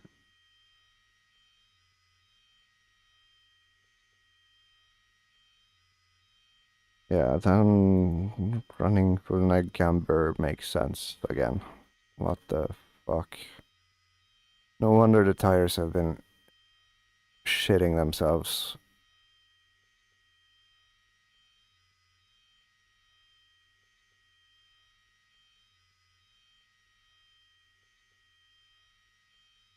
Yes, I'll take 102 liters. Fresh set of tires.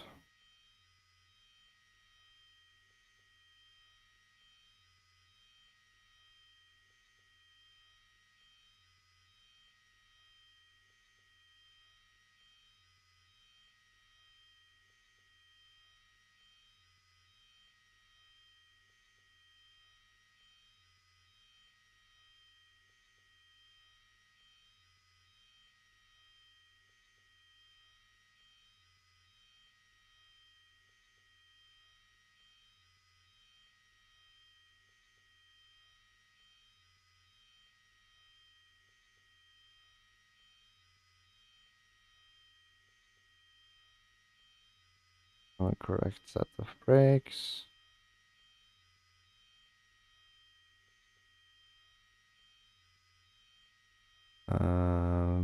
Bias. Fine.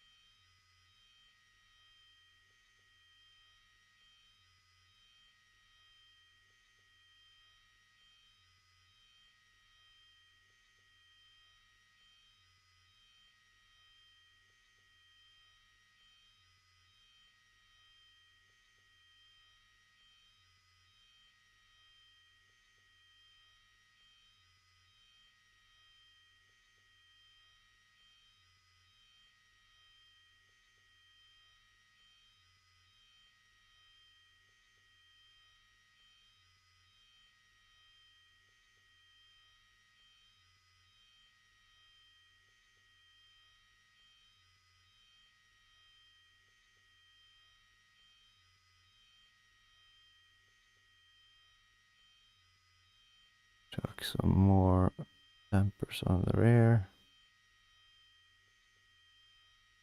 And this is not problematic.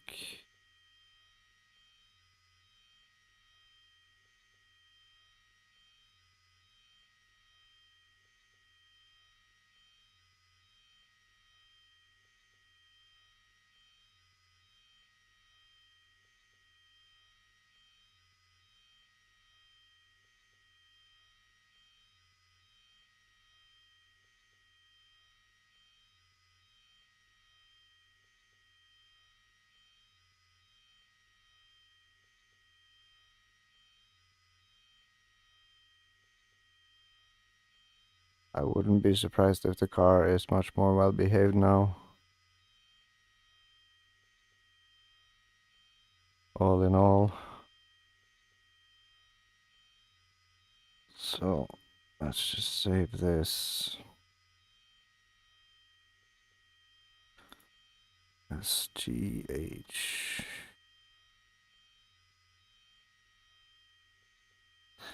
This is a me setup now. There's nothing left of HIMO in it.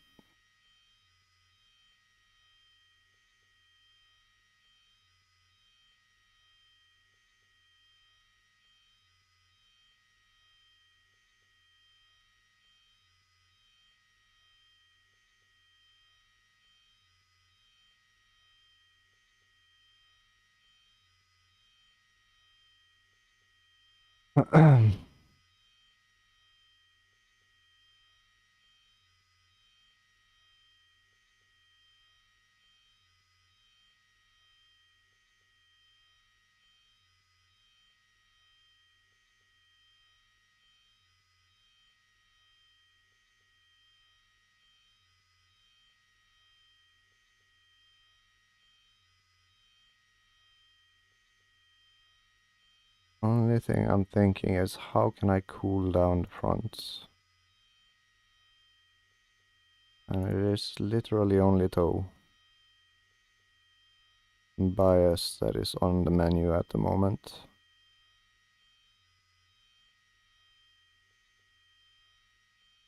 I'm just gonna take this for a quick test run, see if it's actually viable or not. Or if I should just resume practicing with the other thing.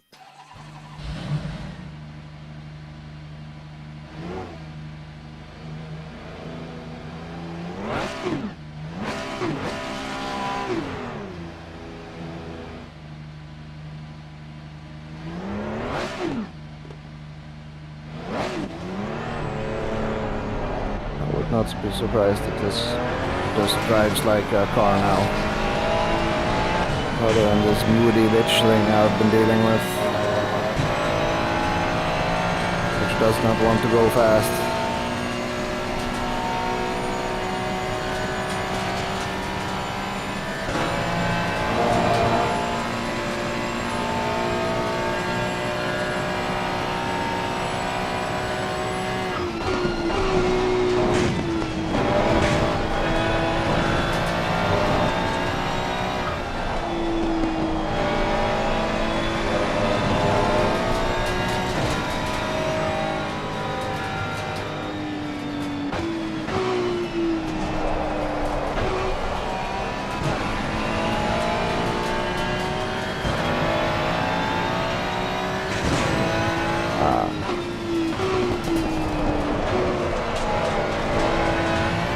It's only, call it tire warming.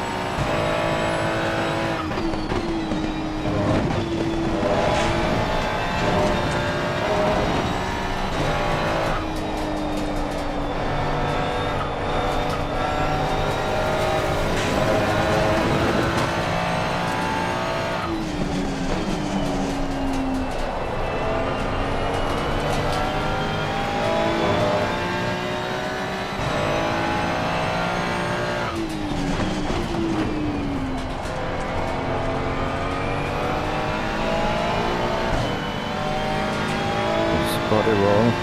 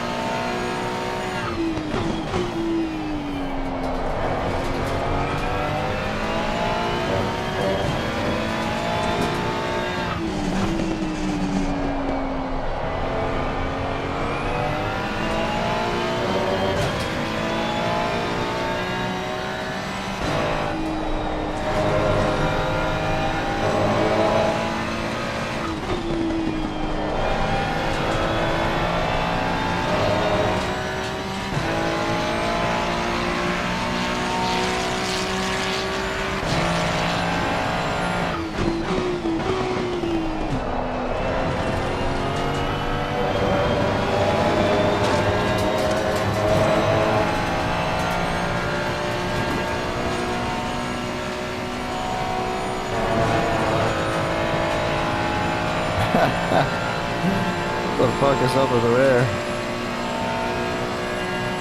They're cool now.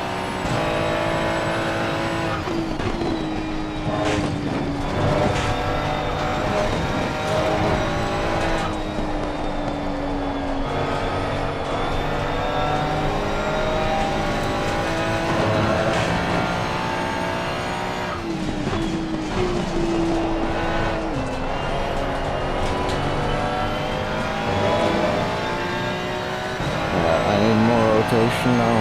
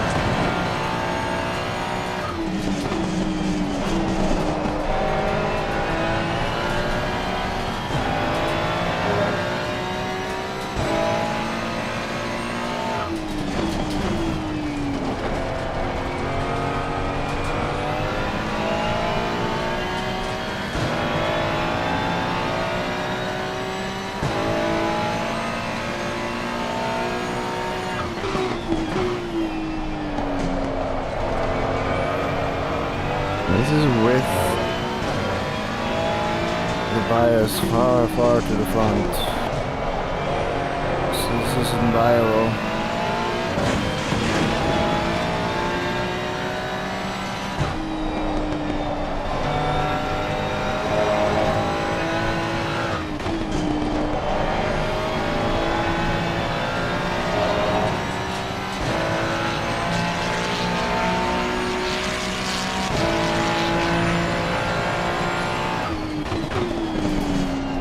Really good here.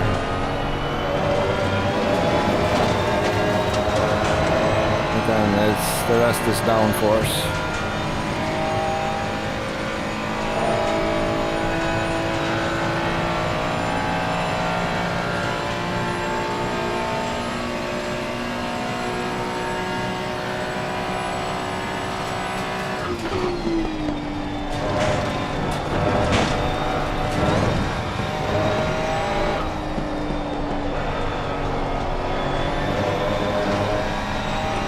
What is it?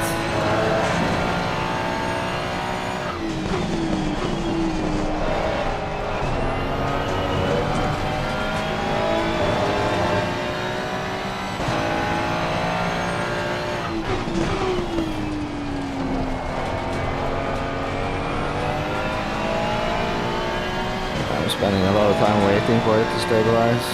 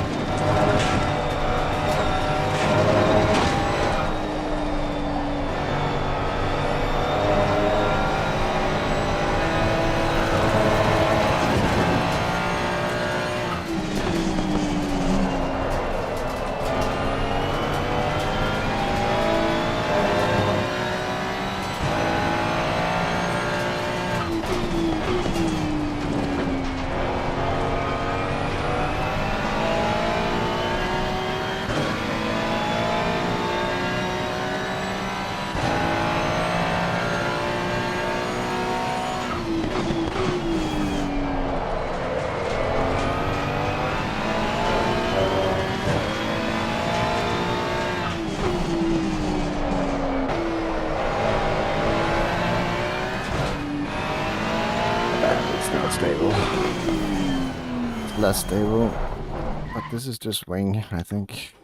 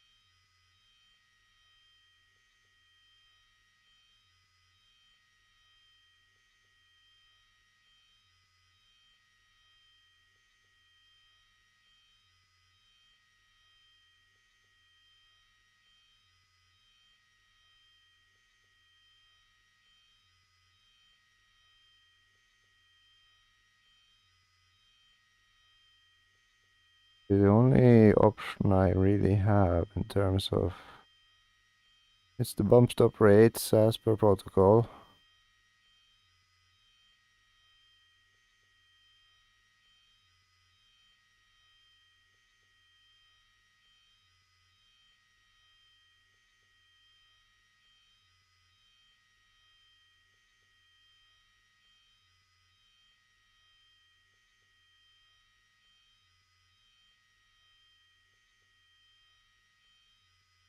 I think I'm gonna keep these, just keep the suspension, the way the suspension reacts similar.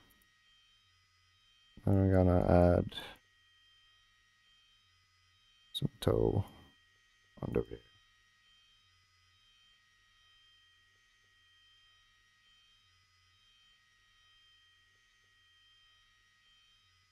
Go back to 27 on the front.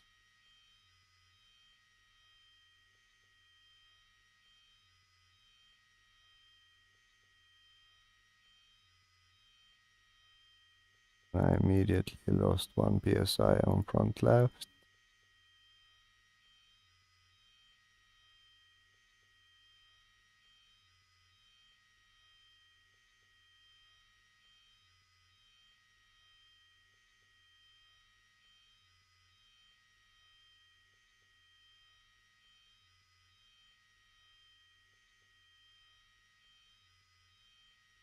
Yeah, the tires have come in.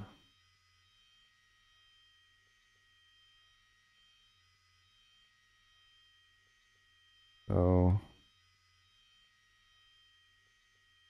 I am lacking downforce. I'm gonna leave the pressures as they are for now. Save that. Oh yeah, and it's 1 degree colder now. Yeah, but that's fine. The name of the setup is good.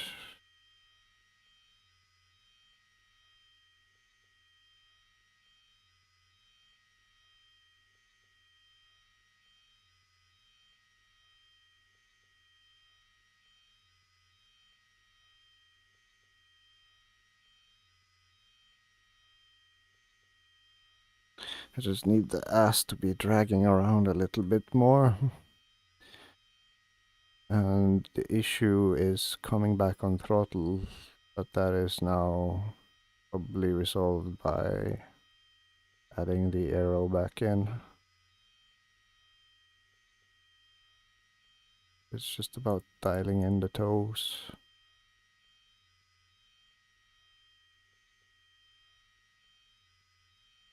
And by so doing, we can probably back off a lot on the bias. Let's go back to 61 just so I remember. That was where the sweet spot in terms of temperatures being evenly distributed was. So I'll save that.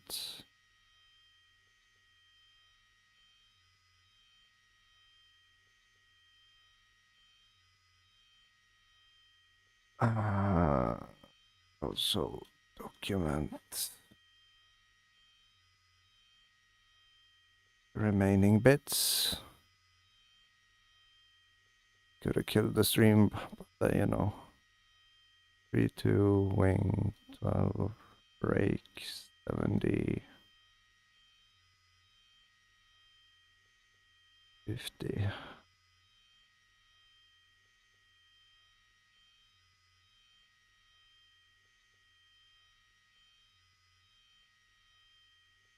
Ambient.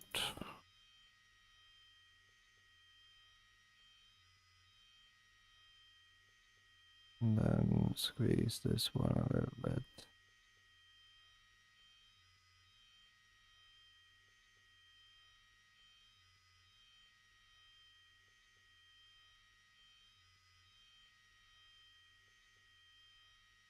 And then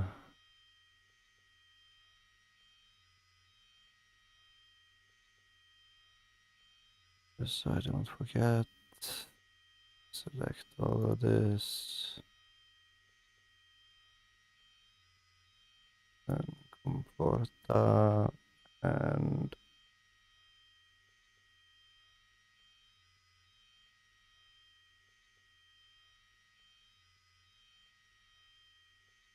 alignment and center.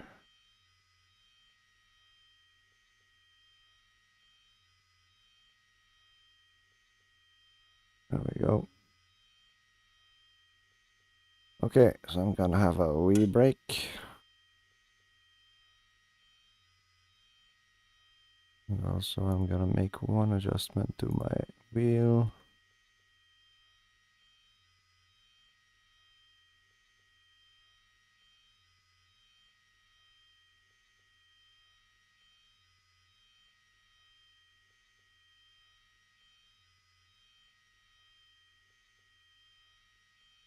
Add one back in smoothness. I don't tear a muscle. Game inertia sense effect. Game spring, game damper, game friction.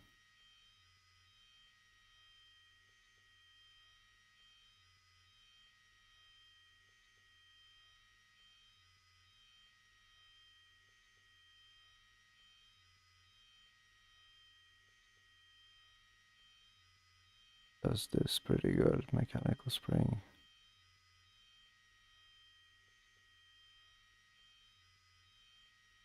Yep. Yep. Okay.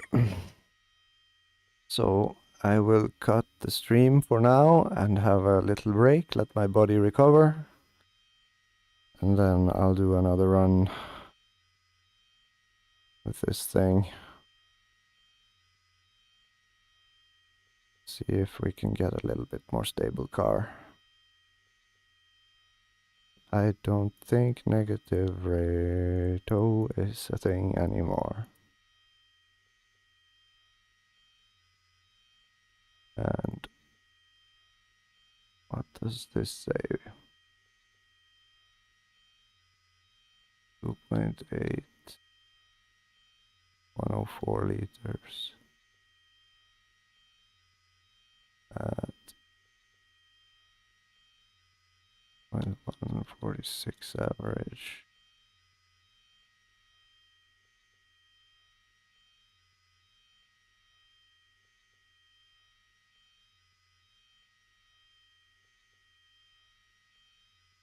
Yeah, right. That's why it's recommending it. It's in case we get fast 0.1, 44. It's still 30. 0.1, 45. It's still 104.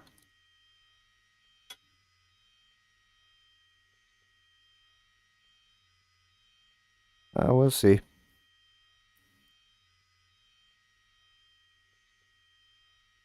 We'll see, Mr. Game.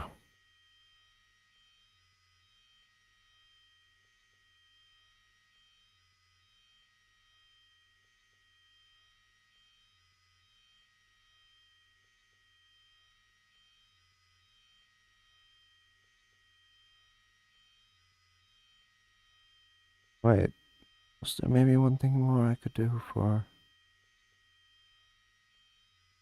camber? Yeah, no, it's understeer.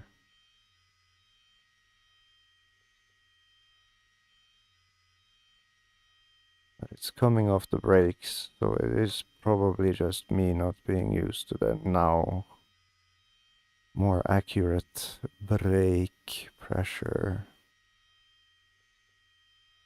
And also, let's see.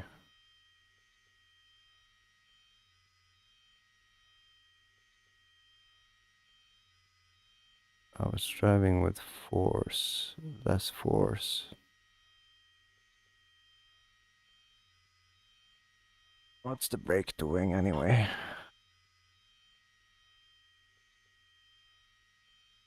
Ah, okay, so now I'm forced to squeeze a lot more.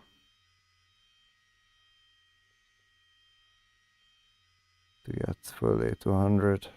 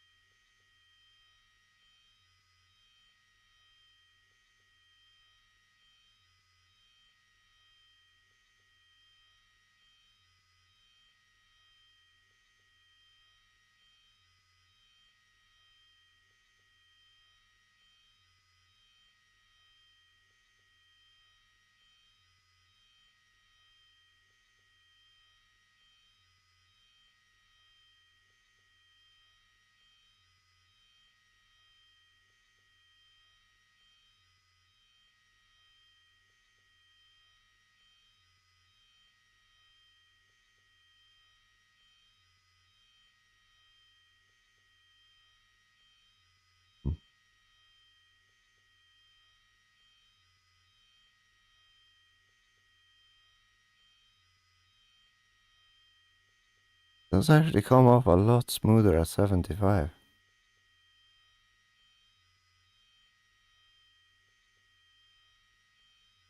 That is interesting.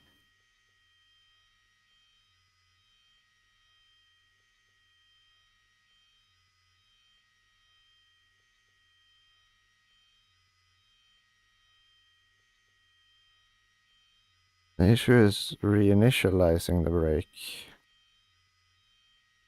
Like going full flat, that's easy. But coming off and then giving a okay. I'll keep it at 80.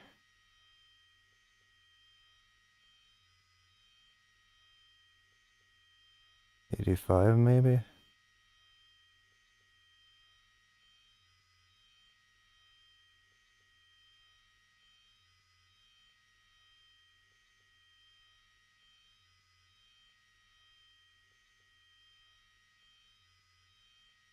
Hmm.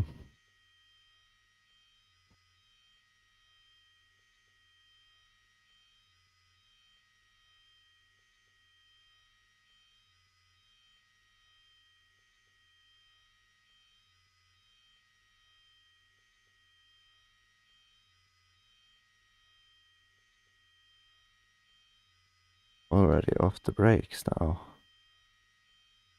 At 90 maybe? Yeah, now it's remarked.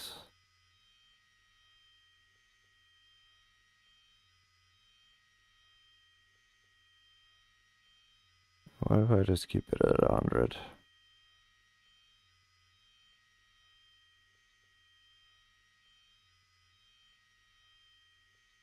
And now 100 is... It is registering, it's just the software not really picking up on it.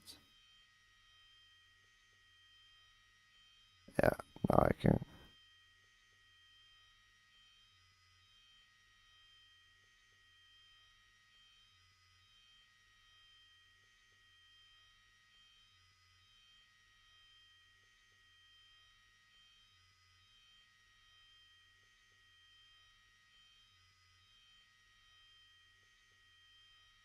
Oh, that looks so much better.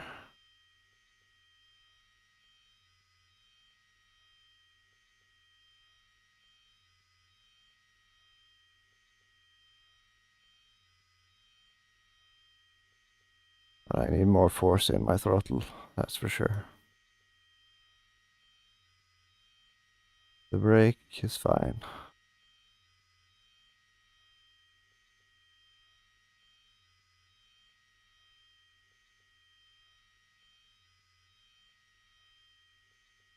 Yeah, that I can control smoothly.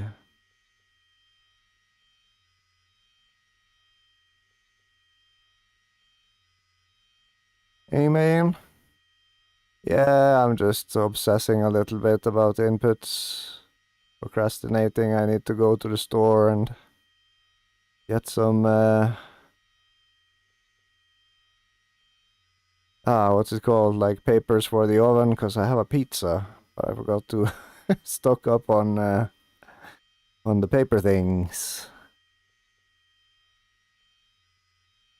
And I'm hungry. I just did a stint by accident.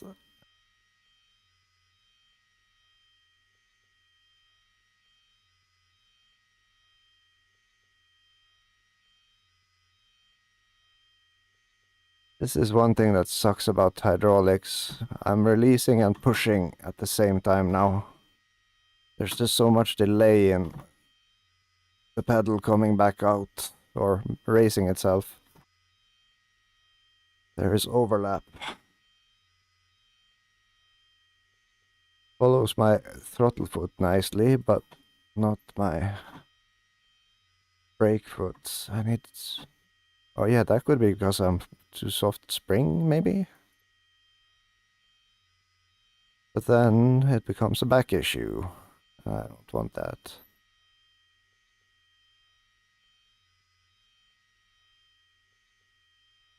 VR is very good. I love VR. It is taxing on the computer, but I mean, apart of course, the illusion is broken when you let go of the wheel. So long you keep your hands on the wheel and you look at things, and of course turn off the HUD elements. I mean, you're in the car, man. And dialing in, when you've dialed in the world, the VR to real scale, it becomes even better. I drove with the default up until a couple of days ago, before I started experimenting, and it's so much depth perception with a correct scale in VR is so much better. Like being able to like just intuitively know how far away things are. It's crazy. Like I feel like I can just reach out and touch that screen there. My knee is right where it's supposed to be. It's the only thing that's fucky with it is... Ooh, does this work now? Whee! This is a bit crazy. Depends. Right now is an awkward time if you're gonna buy VR. Because Microsoft is sunsetting Windows Mixed Reality, which is the software which this headset I have, the HP Reverb G2, is using as like its thing to work, or that makes it work. So in the next build of Windows, it will be no more. So I will not be upgrading. But this headset, it has like the lowest latency. It has insanely high resolution to the point where I have to run it at like 57% of the resolution it is capable of, with using upscaler and sharpening and shit to make it look decent. So it doesn't look beautiful because this headset is from the future in so many ways. There is no computer in the world at the consumer level, which is affordable anyway, that can run it at its native resolution. But despite that, the second you basically fire up the engine, got the engine there. and you do this, like, you don't notice anymore that you're looking at big pixels. And it's just that much better when you actually start racing. So, it's a complicated question. I've been meaning to do a video about this, but anyway. Long story short, do not buy a Quest 3. If you're gonna buy a Quest, get a Quest 2. They are affordable secondhand, and while they are a little bit shit in terms of battery, and in the sense that they are charging when you are using it, it doesn't provide enough. You don't get enough power to actually run it forever when you have a wire connected to it. Yeah. But yeah, like if you get the Quest 2 and you get the Halo upgrade named Bobo VR M2 Plus, it has a battery expansion pack and an improved Halo. So basically all the weight of the headset is resting on top of your skull, and there's like these two arms that are gripping. It's like kind of like a headset, normal earphones, you know. It grips on top of your head and on the top of your forehead, so none of the weight of the headset itself is like on the front of your face, which makes it much better. And also you have the hot swappable battery pack expansion, so you will prolong the driving. Like doing an endurance is no problem, but if you're doing an endurance without it, you may have to basically plan your stints around it if you're gonna double or triple. But the thing I'm getting to is the Quest 2 is the lowest latency Quest due to it having like a low resolution fed via cable, not high resolution fed via an underspec cable, utilizing shit tons of compression as they do with the Quest 3. So for the love of all things nice in the universe, do not buy a Quest 3. Fuck that headset. If you're willing to just stay put in terms of Windows and make it regular backups in case they force an upgrade on you, and thus you lose access to Windows Mixed Reality, the HP Reverb is the way to go. It is hands down the most crazy VR headset, which is sort of affordable. It's like 600-ish euros right now, and it's out of production. So you're lucky if you find a new sample, but there's plenty of good secondhand samples out and about. It runs over DisplayPort, and it's like the colors are great. It's 90 hertz, and what else? Yeah, resolution 2160 by 2160 times 2. So it's like when we get computers that are like a year or two down the line, plus this headset and an old version of Windows, or if Linux gaming is doable at that point, because it is working under Linux now, then Jesus fucking Christ, this thing will come alive like crazy. The only thing it isn't great at is like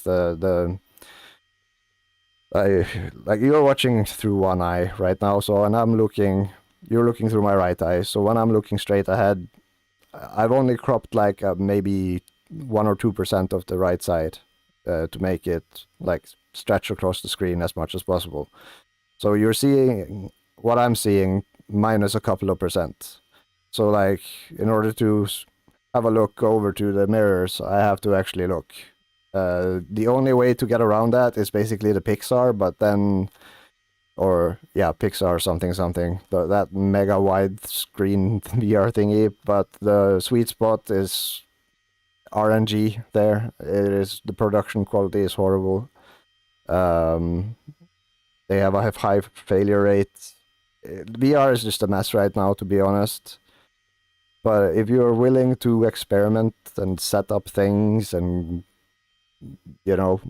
dial in to get the most out of your machine in comparison to the visuals, which like it's you gotta lower your expectations in terms of visuals. Like it looks better on stream than it does in my headset, like a lot better. But again, when you floor it, the brain just like, okay, we are in a race car now, let's go. You just forget about it. So I'm not sure if that answers your question. I would say, fuck yeah, I'm not going back to flats or monitors ever, unless I'm forced to for some reason. Like, this is, I mean, that's my PP, that's my knee, that's my steering wheel. Whee! It's just fucking insane, man. Like, I love this so much. It is amazing.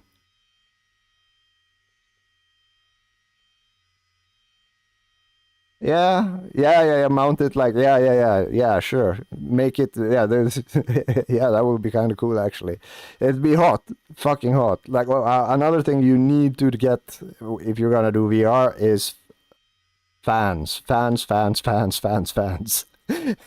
Get cool air into the room and blowing towards you, and then something to keep the hot air from getting back onto your body, because like when you're wearing these things and your head is cooking, your body is just like, oh my god, I need to shed heat somehow, sweat. So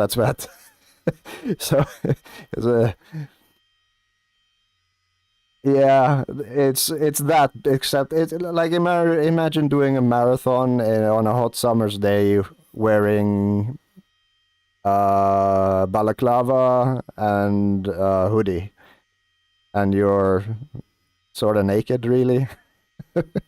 It's just super weird. But yeah, have a fan pointed at your face so that it blows the hot air away from or helps cool down the headset. It helps a lot. But yeah, no, past that, I mean,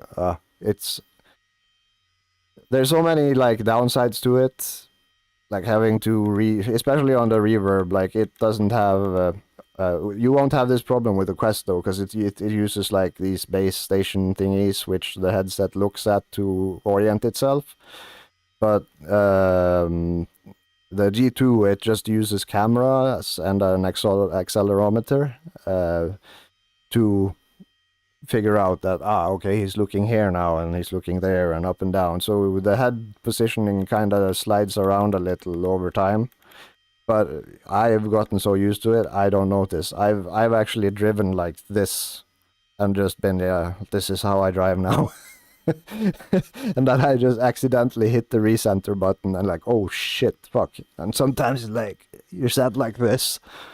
So it's not perfect, the G2, but in terms of latency, which is key, and the image quality, the lack of whatchamacallit, the fucking screen door effect, G2 is where it is at. HP Reverb G2 Revision 2 specifically. It is a thing from the future. But if you're just VR curious, get a Quest 2 and get a Bobo VR M2 Plus with the battery expansion pack. The front of your face will thank you for it, and so will your lack of needing to like turn it off to charge it, because like the battery expansion pack just offsets the whole thing, and yeah, you can run it for a day plus, so it is endurance friendly, is what I'm saying. And yeah, go from there. Like, the other positive things about the Quest 2 is, yes, lower resolution means lower system requirements. So you won't get as little screen door effect as you get with the G2. But I mean, everyone I know who has a Quest 2 and is doing VR, they like it is the same effect as with me. Like, everything looks kind of fuzzy and weird to me when I'm just sitting here and looking at things. But the second you push the throttle, the brain just filters all of that shit out. It's like having tinnitus, and then you put on a song you like, tinnitus is gone, right? The brain just drowns it out in all the other sensory stimuli. So yeah. Long story short, I fucking love VR. It's worth every goddamn penny. I will. They will have. Somebody will have to basically tie me to a horse and drag me along to like beg for my life before I'm accepting to go back to flat screens. Like, it's just no. This experience is amazing, and I've just been, yeah. I can do a lap for you if you haven't seen this shit. Oh yeah, cold tires. I was just about to head off to get some food, cause hungry, you know. But yeah, Jonas has the Quest 2, so he can give you all the advice in the world on the Quest 2. He does have the hey, I am doing that. It is go with some changes which I am not used to, so I might die, but that's fine. I mean, it's just like, I'm driving a car right now. My brain is fully convinced. I see no pixels. I know they're there, but I'm not like, I don't see them. I'm just locking onto apexes and I'm going for it. Everything looks perfectly smooth. It's a little bit like pixelated, so if you focus on the curves and shit, but when you're in the zone, you don't notice any of it.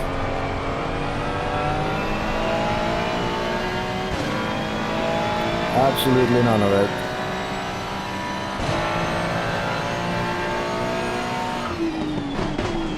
And like just feeling where you are compared to the curve, it's such a different experience. Like, on monitors, you're mainly just using your, unless you're on, I guess on triples or something, you're mainly just moving your eyes about. That was the weirdest thing to get used to.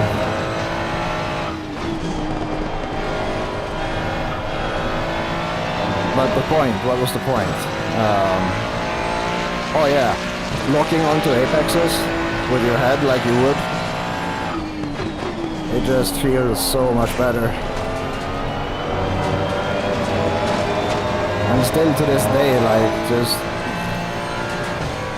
sending it into a wall, my brain is fully convinced it's gonna hurt.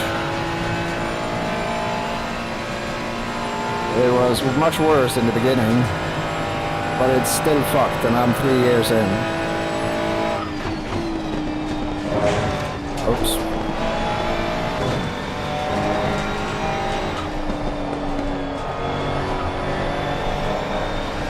Like being able to like fully turn and see if like use your head, like I'm having a peek to see if I can see across the barriers, you know, or if I have a car in front of me I can do this to see past. It's just, people have this argument where it's like, well, since your head isn't fixed, it's much harder to make corners perfectly every time, and it's like, what? Not at all. Not at all.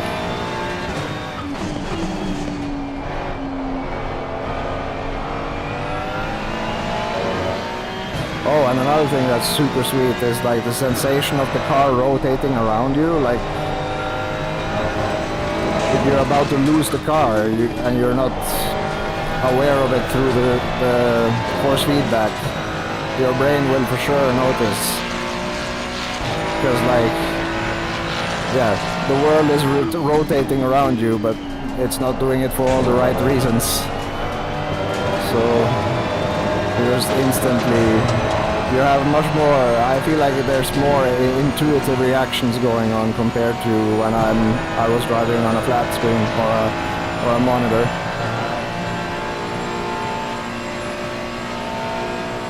I mean, we're just looking at the scenery a little bit.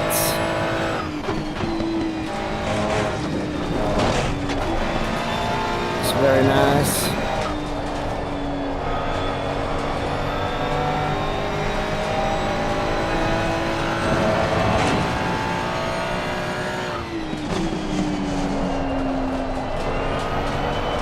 It's a bit early, but it's okay because I know where that wall is.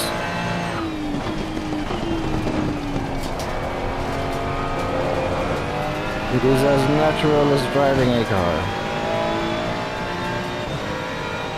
People up there and things.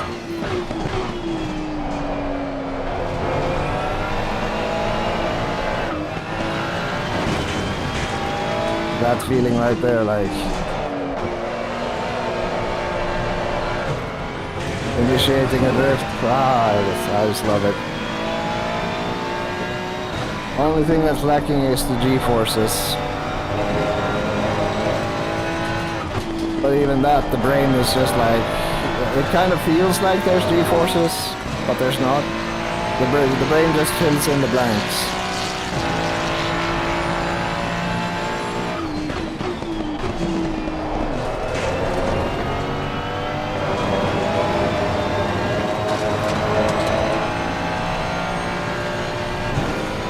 One thing that's weird, like when you're turning, you're kind of leaning your head as if you're countering the gravity or the forces acting on it.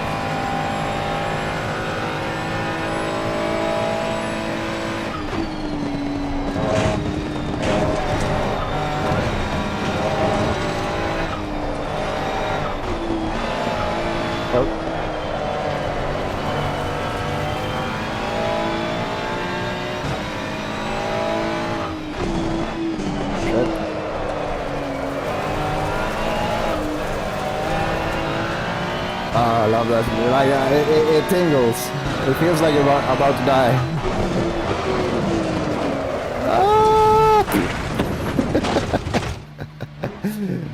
And doing that at like 300 or 290 kilometers an hour, that is an insane. It's like you feel your gut just tense up and it starts like, it's like jumping off a building. Oh yeah. But my stomach is growling at me, and I need a little break before I need to continue farming more data for this weekend's endurance race. And also I think our setup is okay, but it could be a little bit better, I have found. Because, yeah, just doing those bullshit laps now.